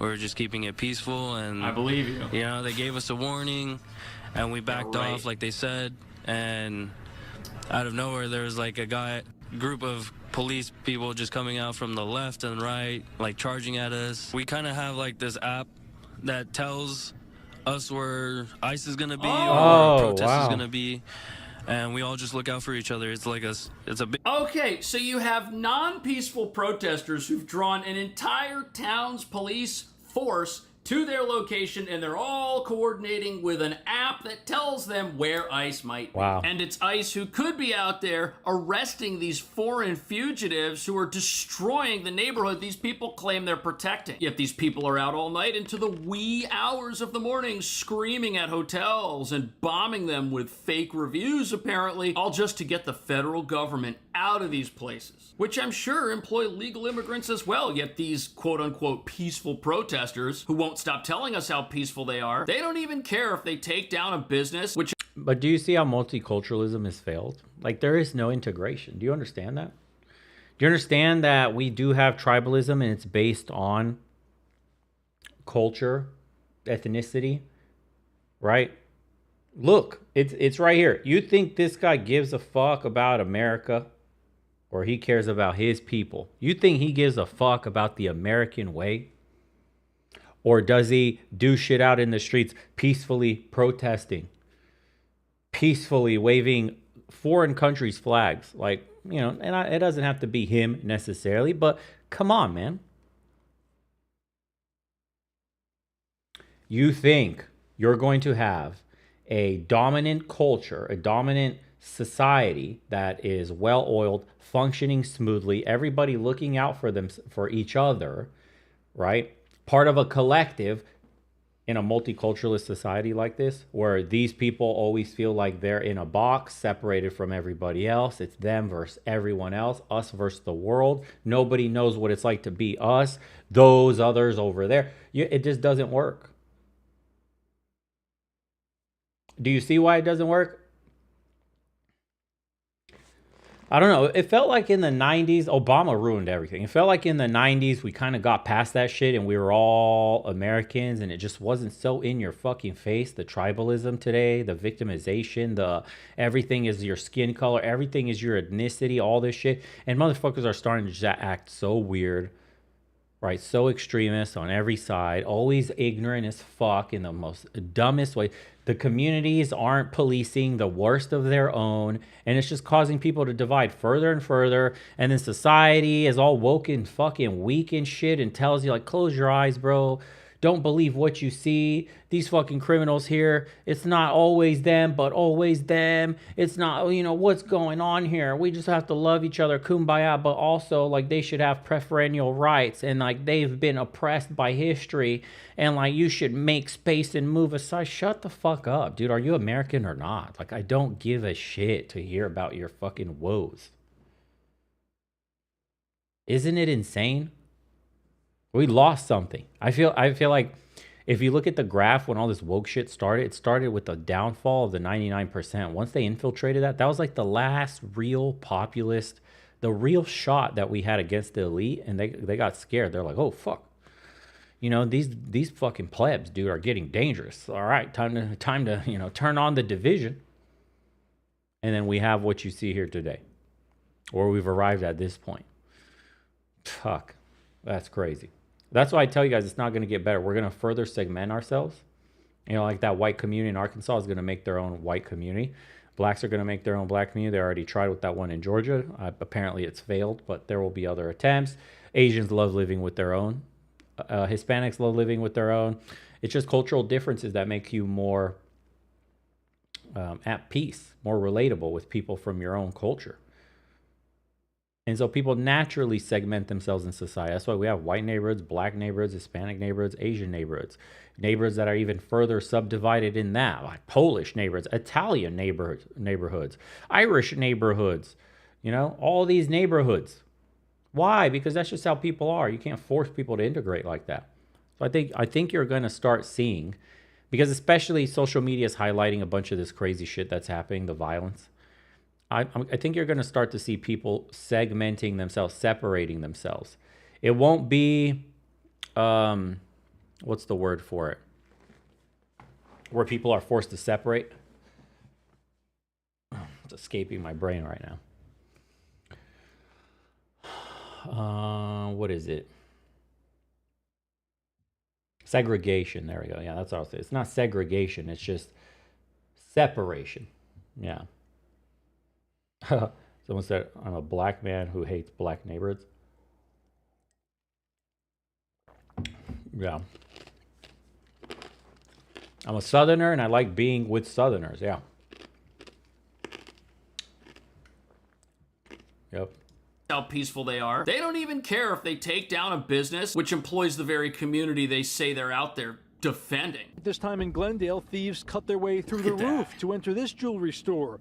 Just like in Simi, these burglars disabled the security system and shut off the cameras. We did not get a signal that the alarm went off. I don't know why. Owner Minayel Bedrusian thought his business was fortified because he had already added every reasonable form of protection.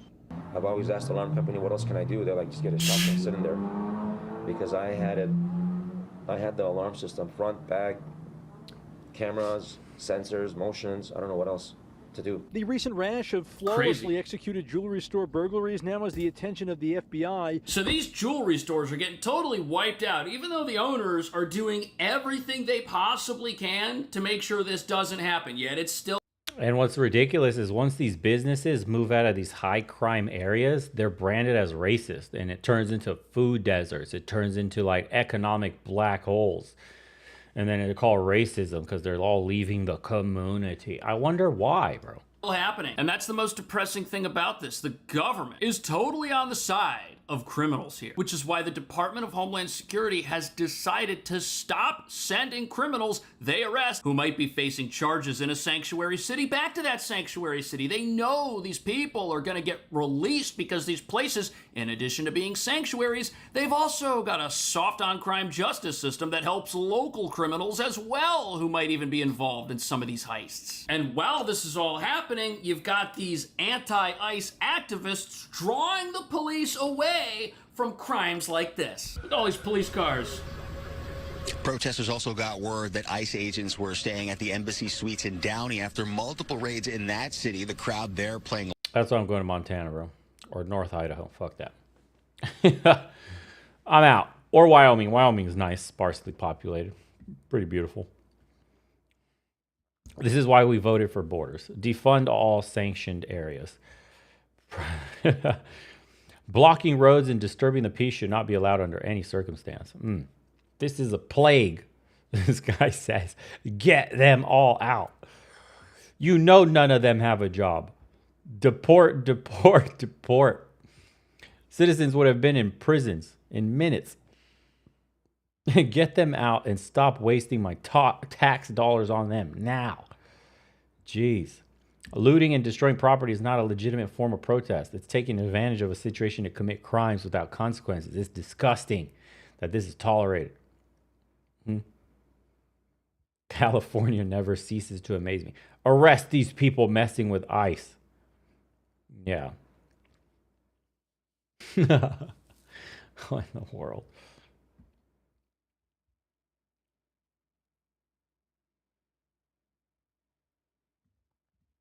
Ridiculous, dude.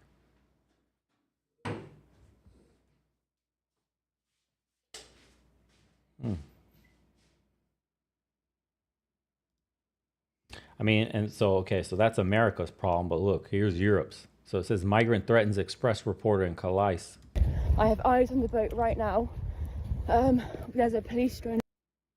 I have eyes on the boat right now. This is crazy. There's a police drone above me. A police presence behind. Then did you hear about the migrant deal yesterday? Yeah. And has that put you off going? No? He is just threatened to break our phones. These people do not want to be seen.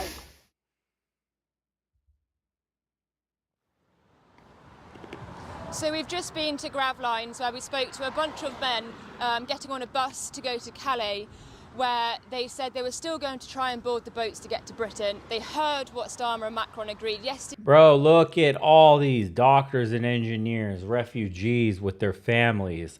Look at all the women and children. Will you please think about the women and the children?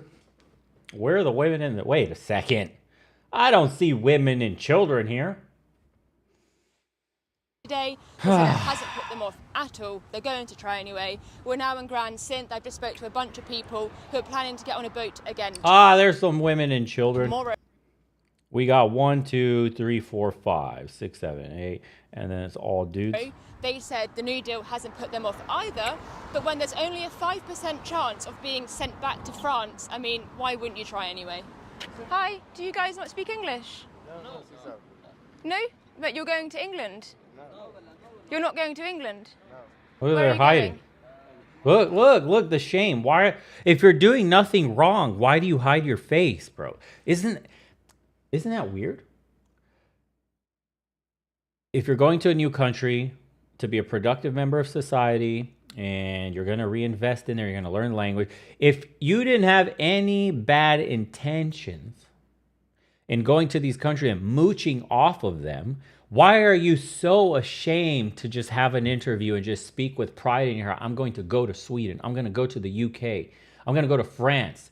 And I'm going to work hard and get educated and give the French people back 10 times what they give to me. I'd like to integrate and speak the language. Look at how you're hiding. Why are you hiding? I wonder what your intentions are. That's a guilty person that has to hide like that. To Calais? But Guilt when you for get what? to Calais, are you going to England from there? You are going to England? Sorry, did you say you are going to England? Yeah. From Calais? Yeah. Yeah. Did you hear what happened in England yesterday? Yeah, I heard The it. Prime Minister Yeah, I heard said that. anyone who goes to gets on a boat. Do you still want to go? You still want to go? You're going to try anyway. And so it hasn't put you off the New Deal. Why not? What do you think of England? What have you heard about England? Look, bro, men.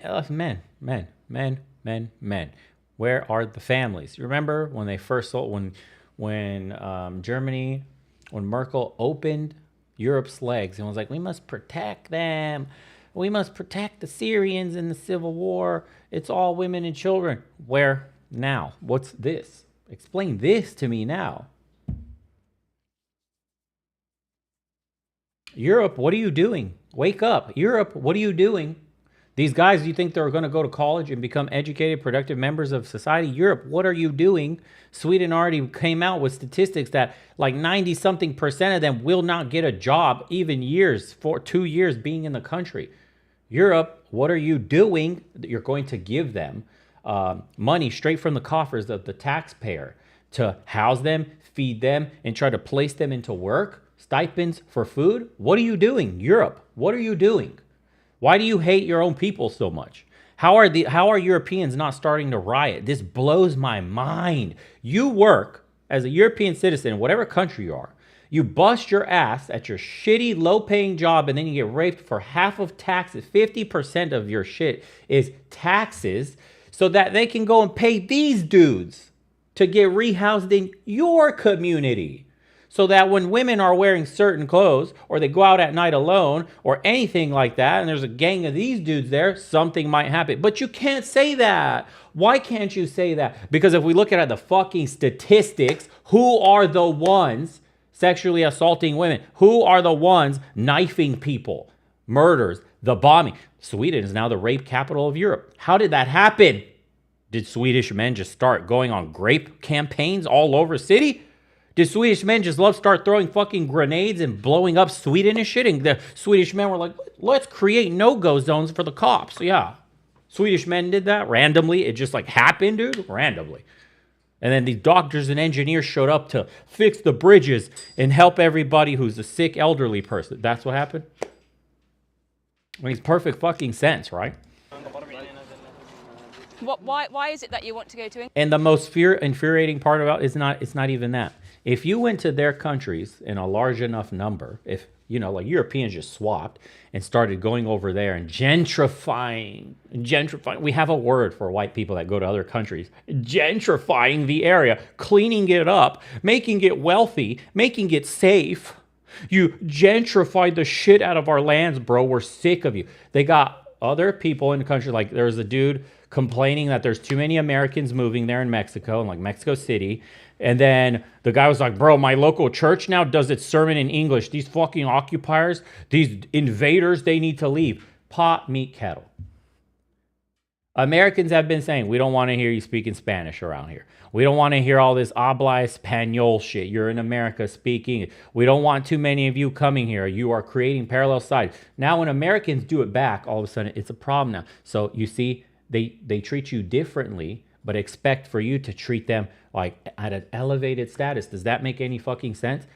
You're not welcome in their countries, but you should welcome them into yours. Isn't that kind of fucked up? This is the double standard that we're trying to call out. It's real. I can't go to China. I can't go to Nigeria. I can't go to any other country and a large enough number if we all go and then be like, bro, you need, hold on.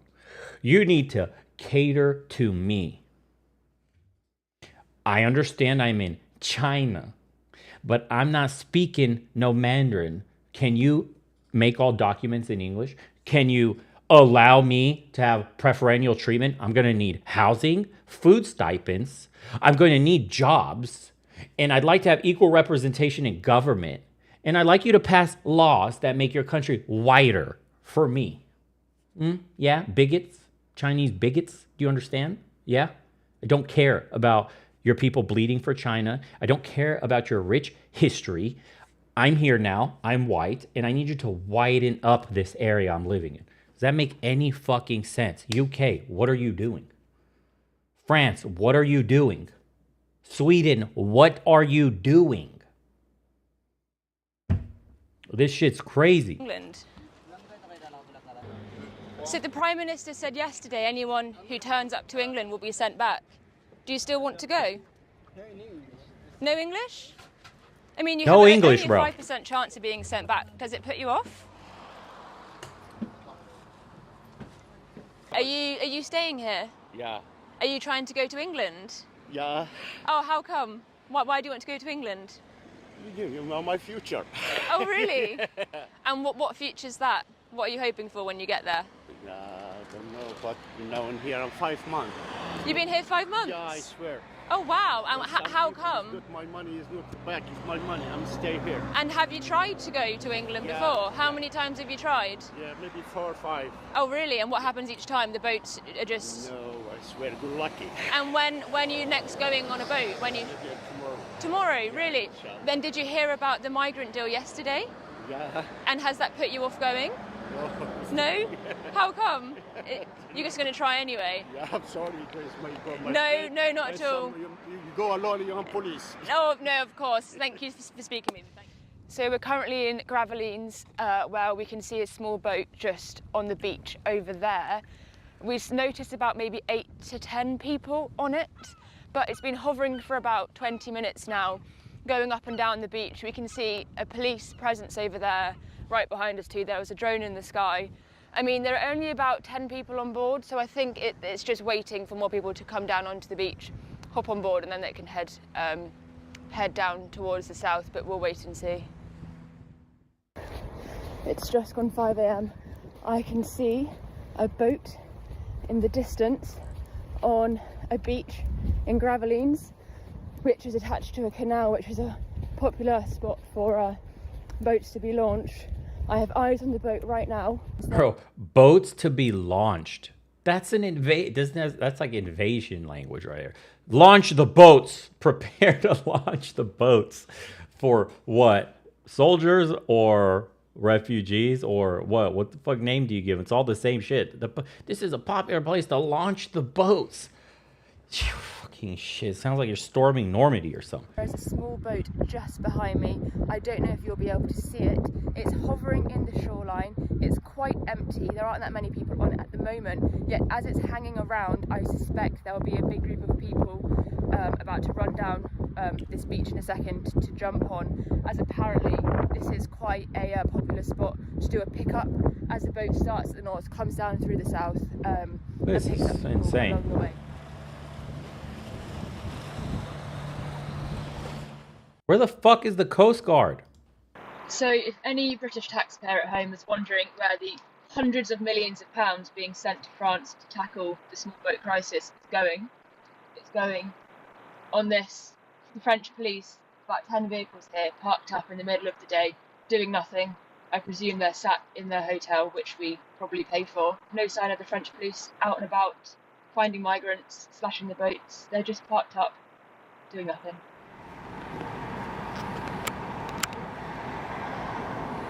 What economic value?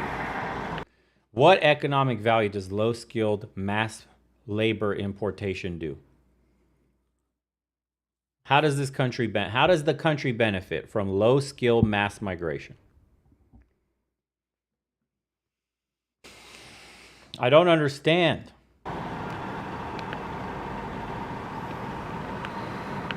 Someone said cheap labor. The problem is they don't even get jobs. Like the Swedish, it was the Swedish study. I'm going to look it up right now.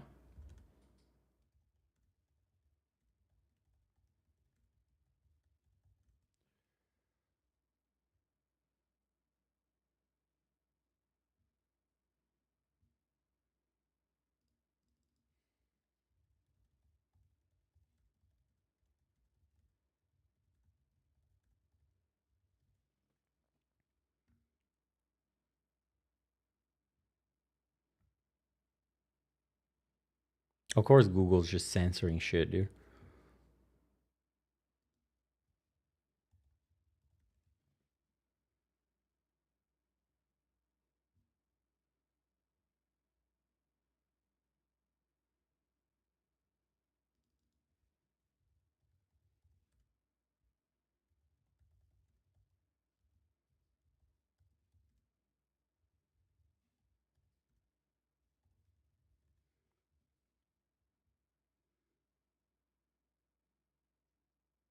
A significant portion of unemployed individuals in Germany have a migration background. Okay.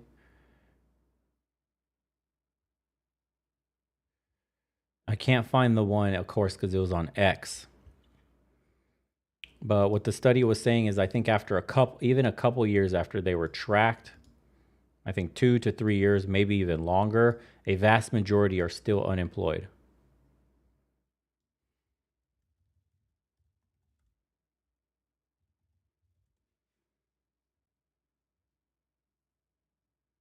Yeah. In Sweden, migrants face a persistent challenge with long-term unemployment even after years of residence.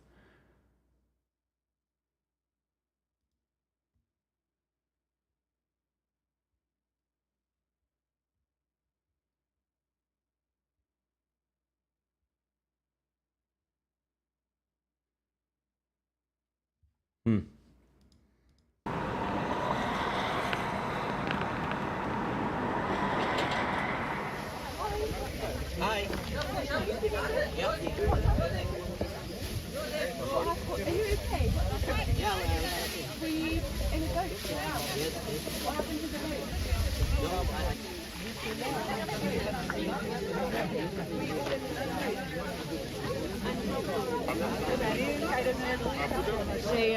the police slashed their boat while they were in the shoreline, and they've just been pulled out and taken back to this base where they're being assisted with tinfoil and water.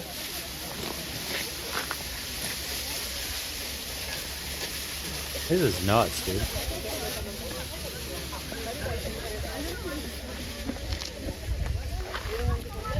This is state-enabled human trafficking right here. What else could you possibly call this? When you don't enter through checkpoints, when your paperwork's not verified, when you're just let through, this is human trafficking. How Europe doesn't, have a massive rightward shift is beyond me. I think the next 10 years are going to be so interesting for Europe's future, yeah.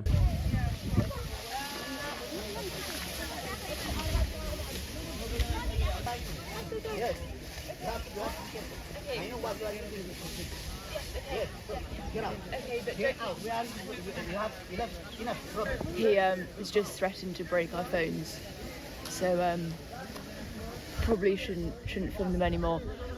But they're coming from Ethiopia, which they say is the greatest country in the world.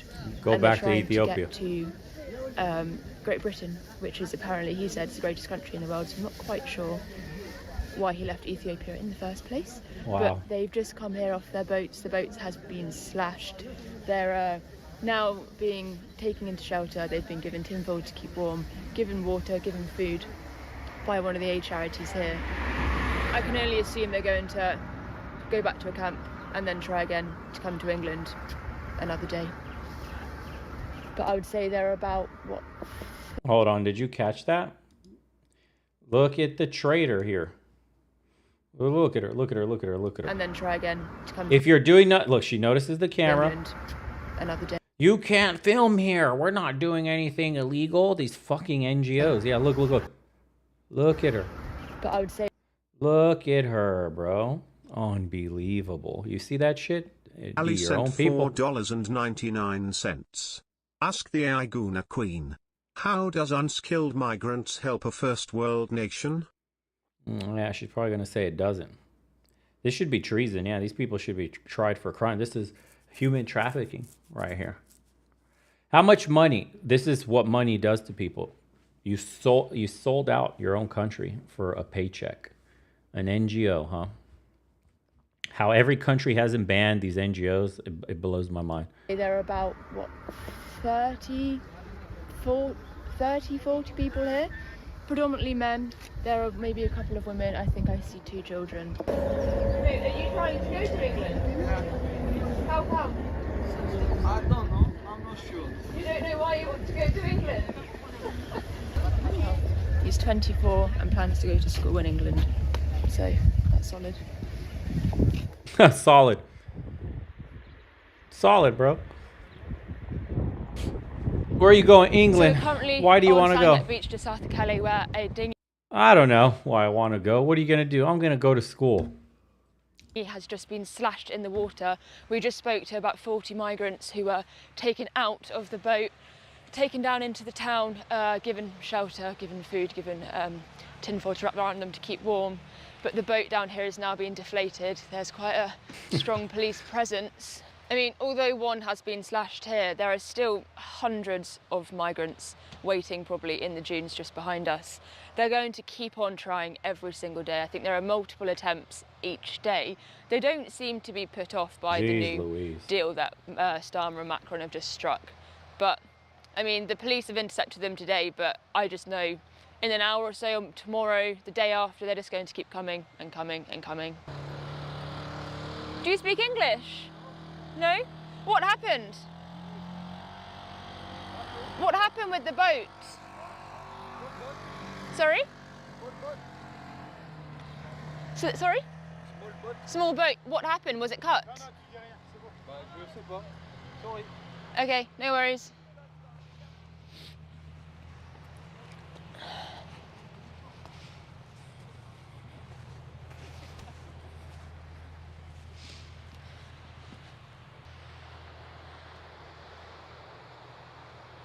Nobody's put in handcuffs.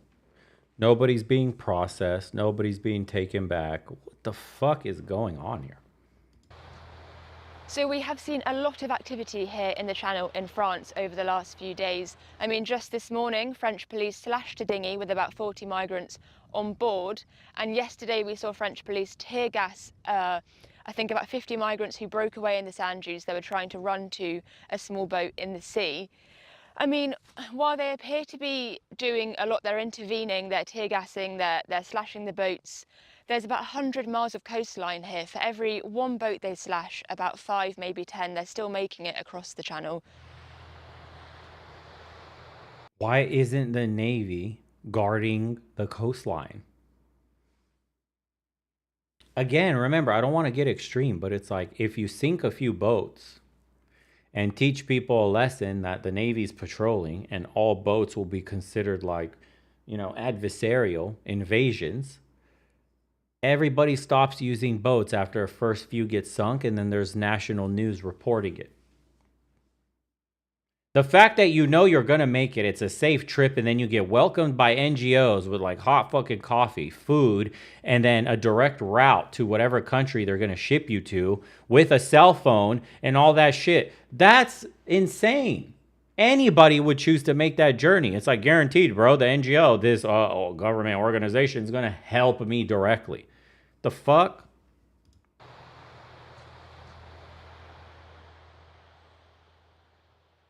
"13 boats carrying 802 migrants successfully reached Britain."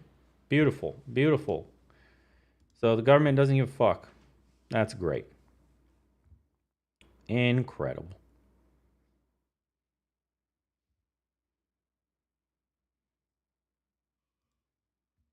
And it doesn't end there. I saw a piece of this one. Look at this. Europe, what are you doing? Let's get a word on this and the other big stories of the day. Writer and commentator Charlie Bentley Astor is with us. Charlie, good afternoon to you.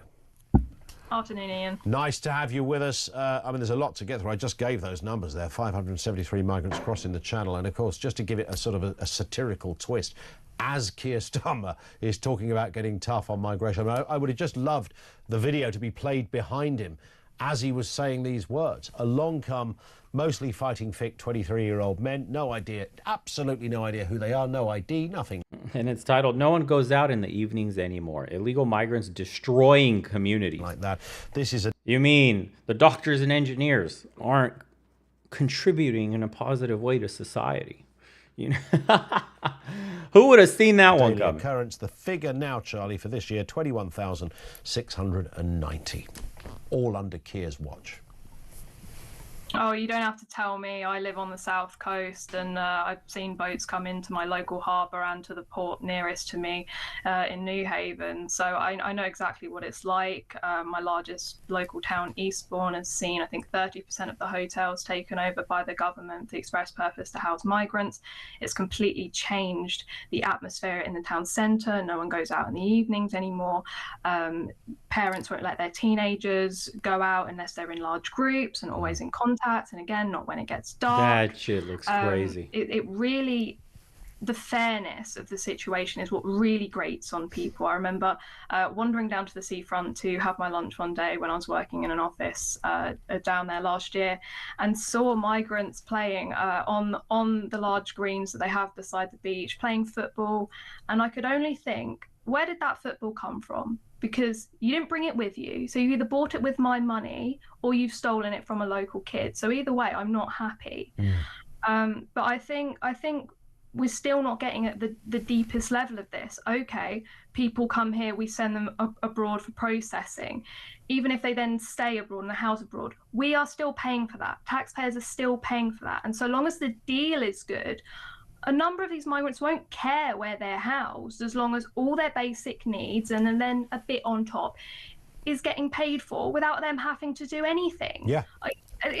The bill is extraordinary, and to send this number of people abroad, it's not a deterrent when France is this close. Australia, you really did have to cross some very dangerous oceans to get there. There were lots and lots of deaths. Obviously, we've had deaths in the Channel, but it's not the same as in Australia. So this is not going to be a deterrent. And so long as the UK is attractive to people, whether it's they can bring their families, whether it's handouts that they get, this is what needs to be tackled, is the appeal in the first place. Yeah, and I keep saying this, Charlie, but it was the one thing that Macron got right when he identified exactly that problem.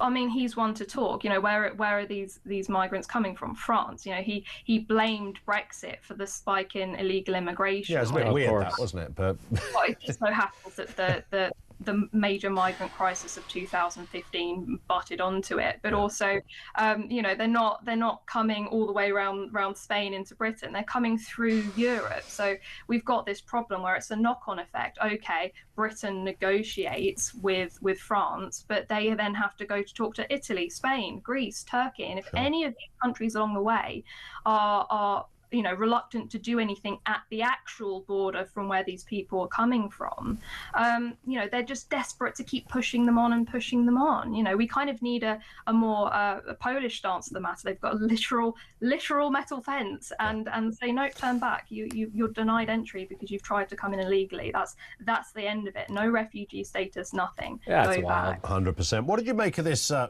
It's so systematic. It's disgusting to watch. It makes almost no sense until you find out it's NGOs, certain groups, who really benefits from this. It's not the normal people. They're becoming displaced. We don't need mass cheap labor importation because they're never even laboring when they come here. So welfare states in Europe are going bankrupt. For what? For what? How are these people winning?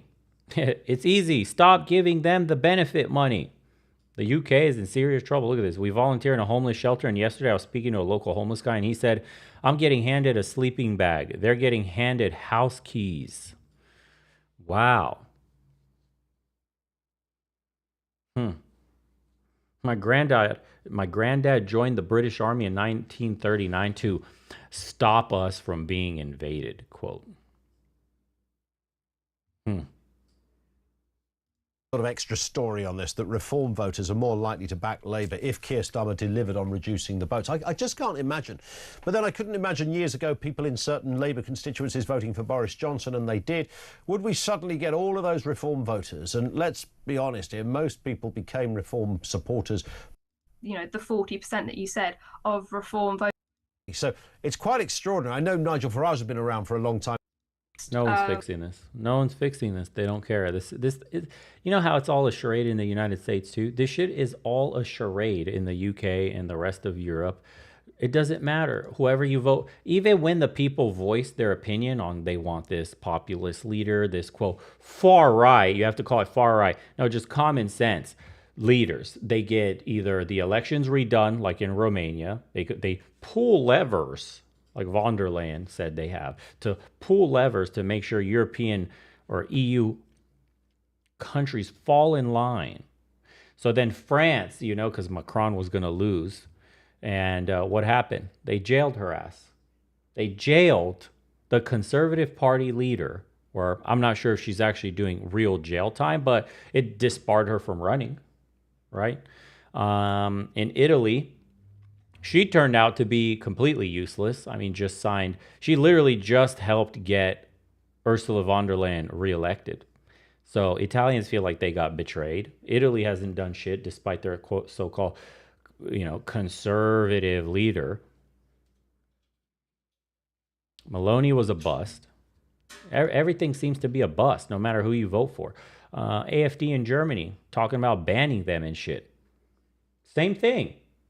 Like, Germans are overwhelmingly waking up to this, and it's like, no, we can't allow the, quote, far-right party, whose leader is a lesbian dating a foreign woman or married to a foreign woman.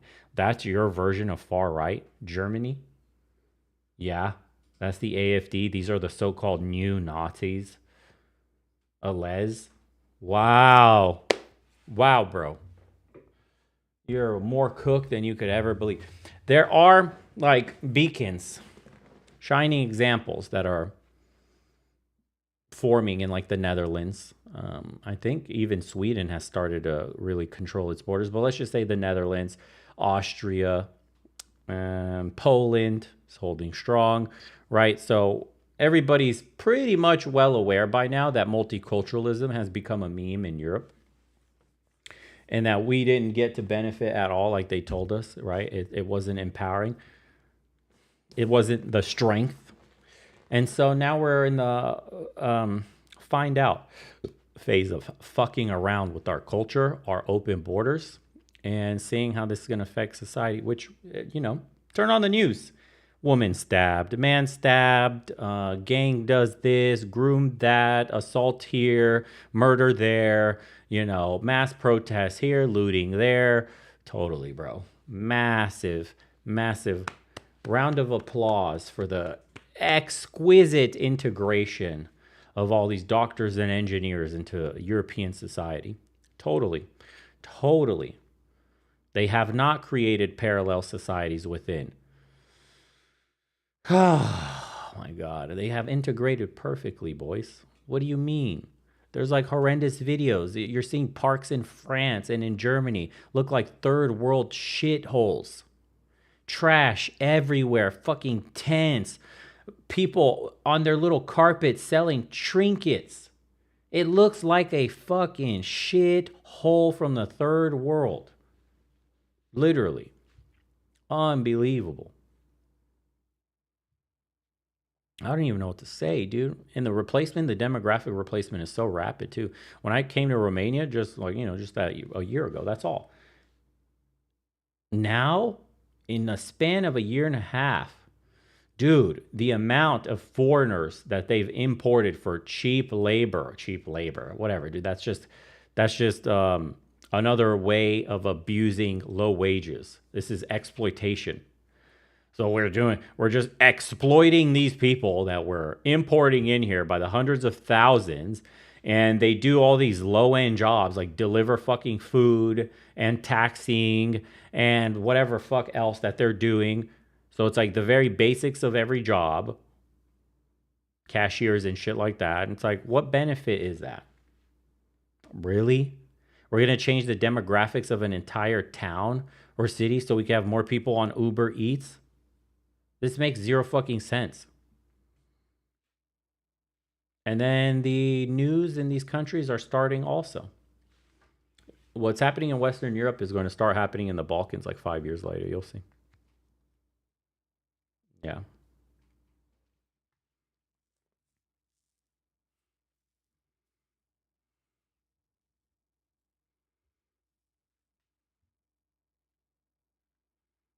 Someone said best time to buy a prayer rug in the EU history. Yeah, it's crazy. Me and my girl were walking around a park in Bucharest, and there was this guy. He was a Uber Eats driver. He was like delivering food, but he stopped. He stopped in the middle of his delivery to like, bust out his rug and do a prayer because it was that time of day in the middle of the park. And I'm like, where are we right now? Is this Europe or what the fuck?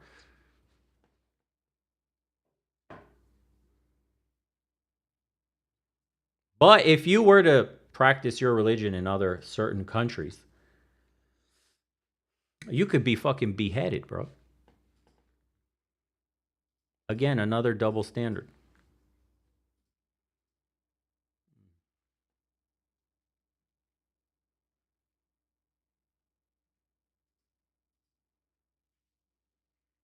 Yeah.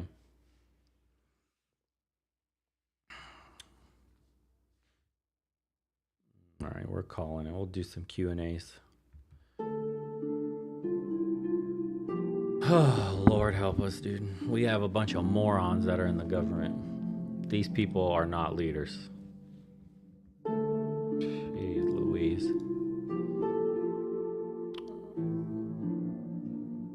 What's the solution? It's simple.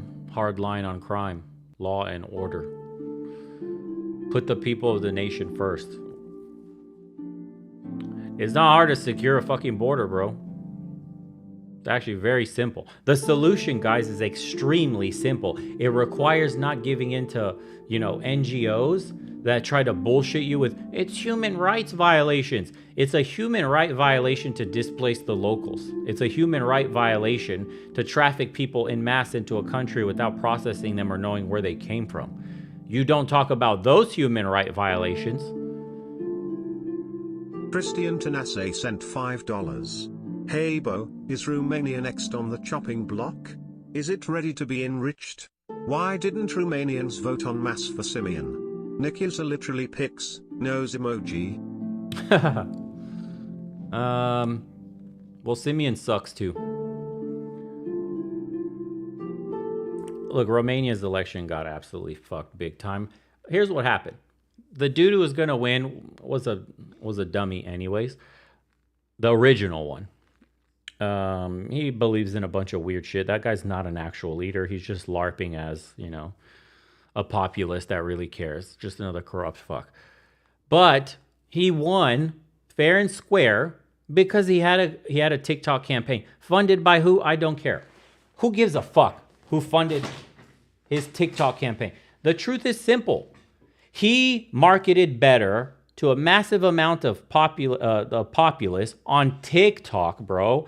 It's counter to his other the other people running that ran the most dog shit campaigns, absolutely corrupt parties, and Romanians were sick and tired and wanted something new. So that guy won by like practically a landslide. And he was talking crazy shit about getting out of NATO and whatever else he was saying, that he believes in like peace and taking Romania out, like dismantling that huge NATO base there and like striking peace with Russia and like not supporting Ukraine anymore. And of course, you can't have that. EU said you can't do that, bro. You can't do that. A few calls were made and they're like, we're annulling this shit. Russia. We got Russia hoaxes in Romania. So, okay, they annulled the election. Then we voted in a new round of presidential candidates, got a new bozo in there. Cool fucking story, bro. So Romania doesn't have a democracy. Next, Germany's elections. AfD was the second most popular party, right? And now trending to be the most popular, probably with all this shit happening. They formed a coalition to block the AfD. The AfD, second most popular party, is supposed to be combined with the other party to form the broad coalition, right? The majority, and help them rule the government, which is like this party has what they want, this party does what they want, and they come together and meet at the middle somehow with their majority electorate to, you know, institute the change that the people voted for. They boxed out the AfD. 3 parties combined to grab the majority away from AfD. So democracy in Germany? Fuck no. Okay, Macron? What happened? What happened in France, guys? They're trying to arrest, what's her name?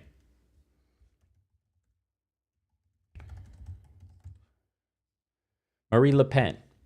So Marie Le Pen is getting accused of like some bribery and corruption, and they got her getting arrested, or at least threatening her with arrest, whatever. They got cases on her ass, and now Le Pen can't run.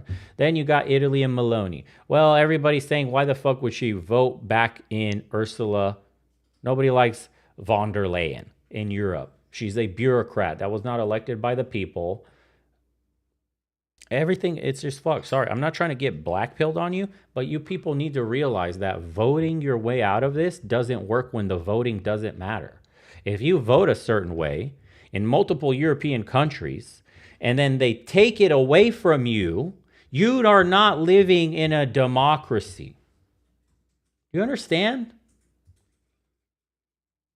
It's like, oh, you're being black-pilled. How else could you fucking be? Rainbow pilled, bro? You want to be like, yeah, vote harder, daddy. Yeah, if you just vote real fucking hard, we're going to win next election. Shut up, you fucking moron. Haven't you seen?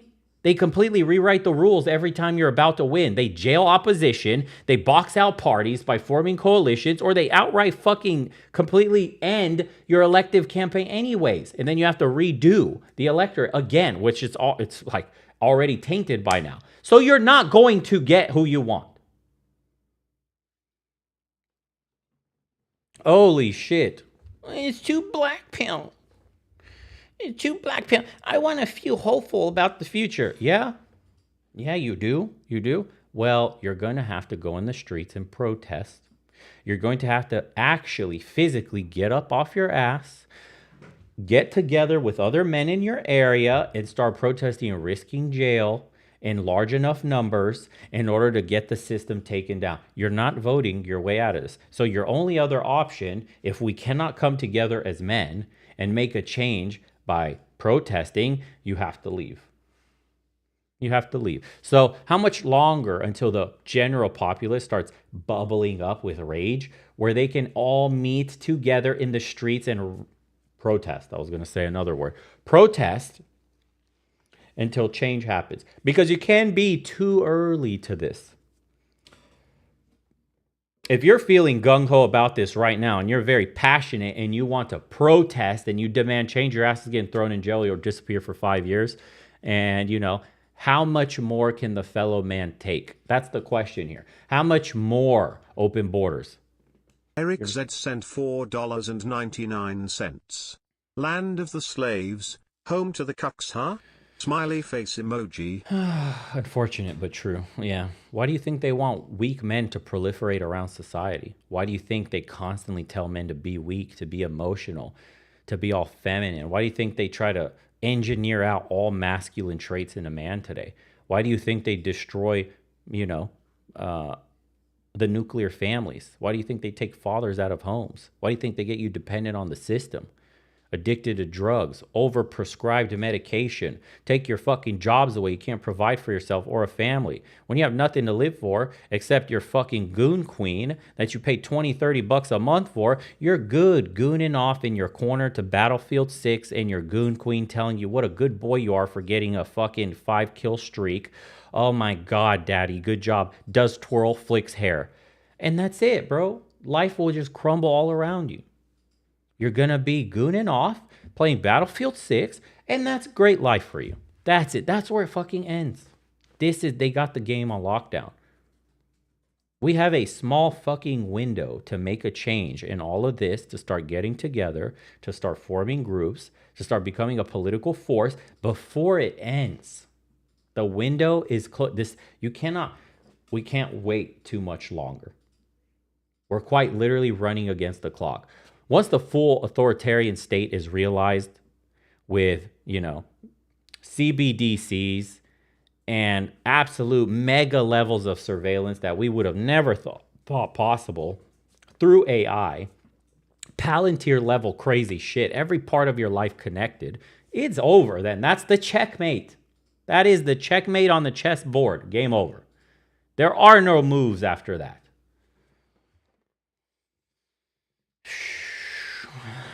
It's a matter of time, man.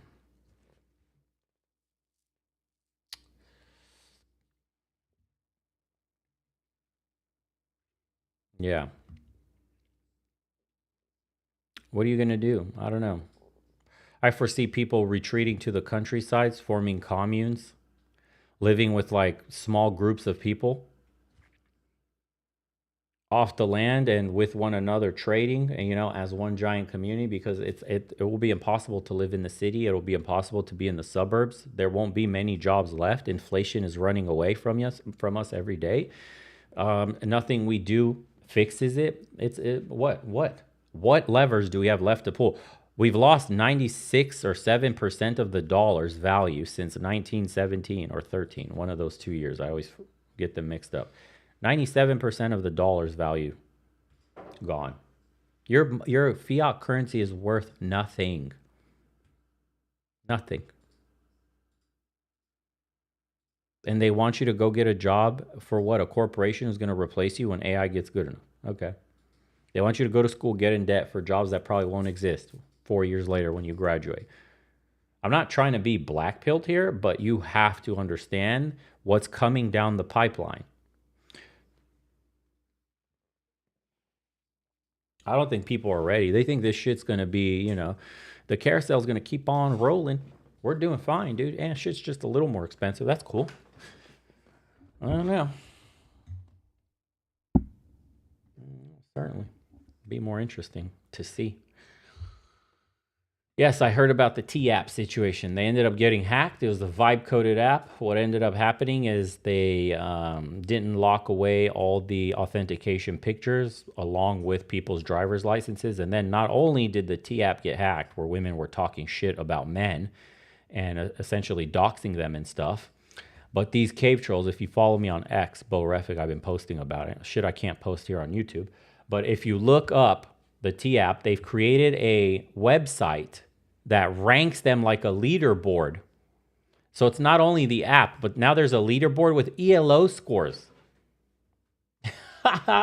You can go watch absolute wildebeest get battled out for the bottom 50 ELO score to the hottest of the apps. That's crazy. Yeah, there are ELO scores. I can't go. I can't show that on stream for obvious reasons. That would maybe would be considered doxing.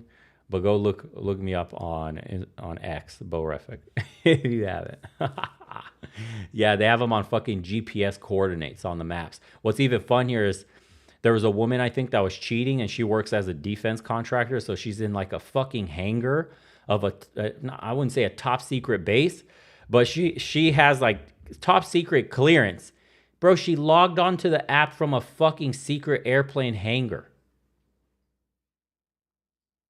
That's wild. The ranking site, you can find that. You can find that shit on X. Yeah. Insane.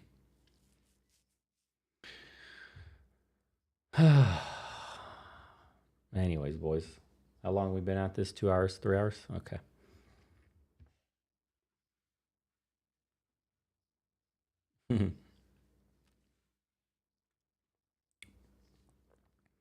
We'll call it a day. Hope you guys have a good rest of your Sunday. And we'll be back as usual. Actually, I'm flying into Phoenix next week. So Thursday, I'll be stateside. Yep. We'll be streaming at better times for people, hopefully. More nighttime streams for you guys coming up. Yeah. Anyways, take care, boys. We'll catch you on the next one.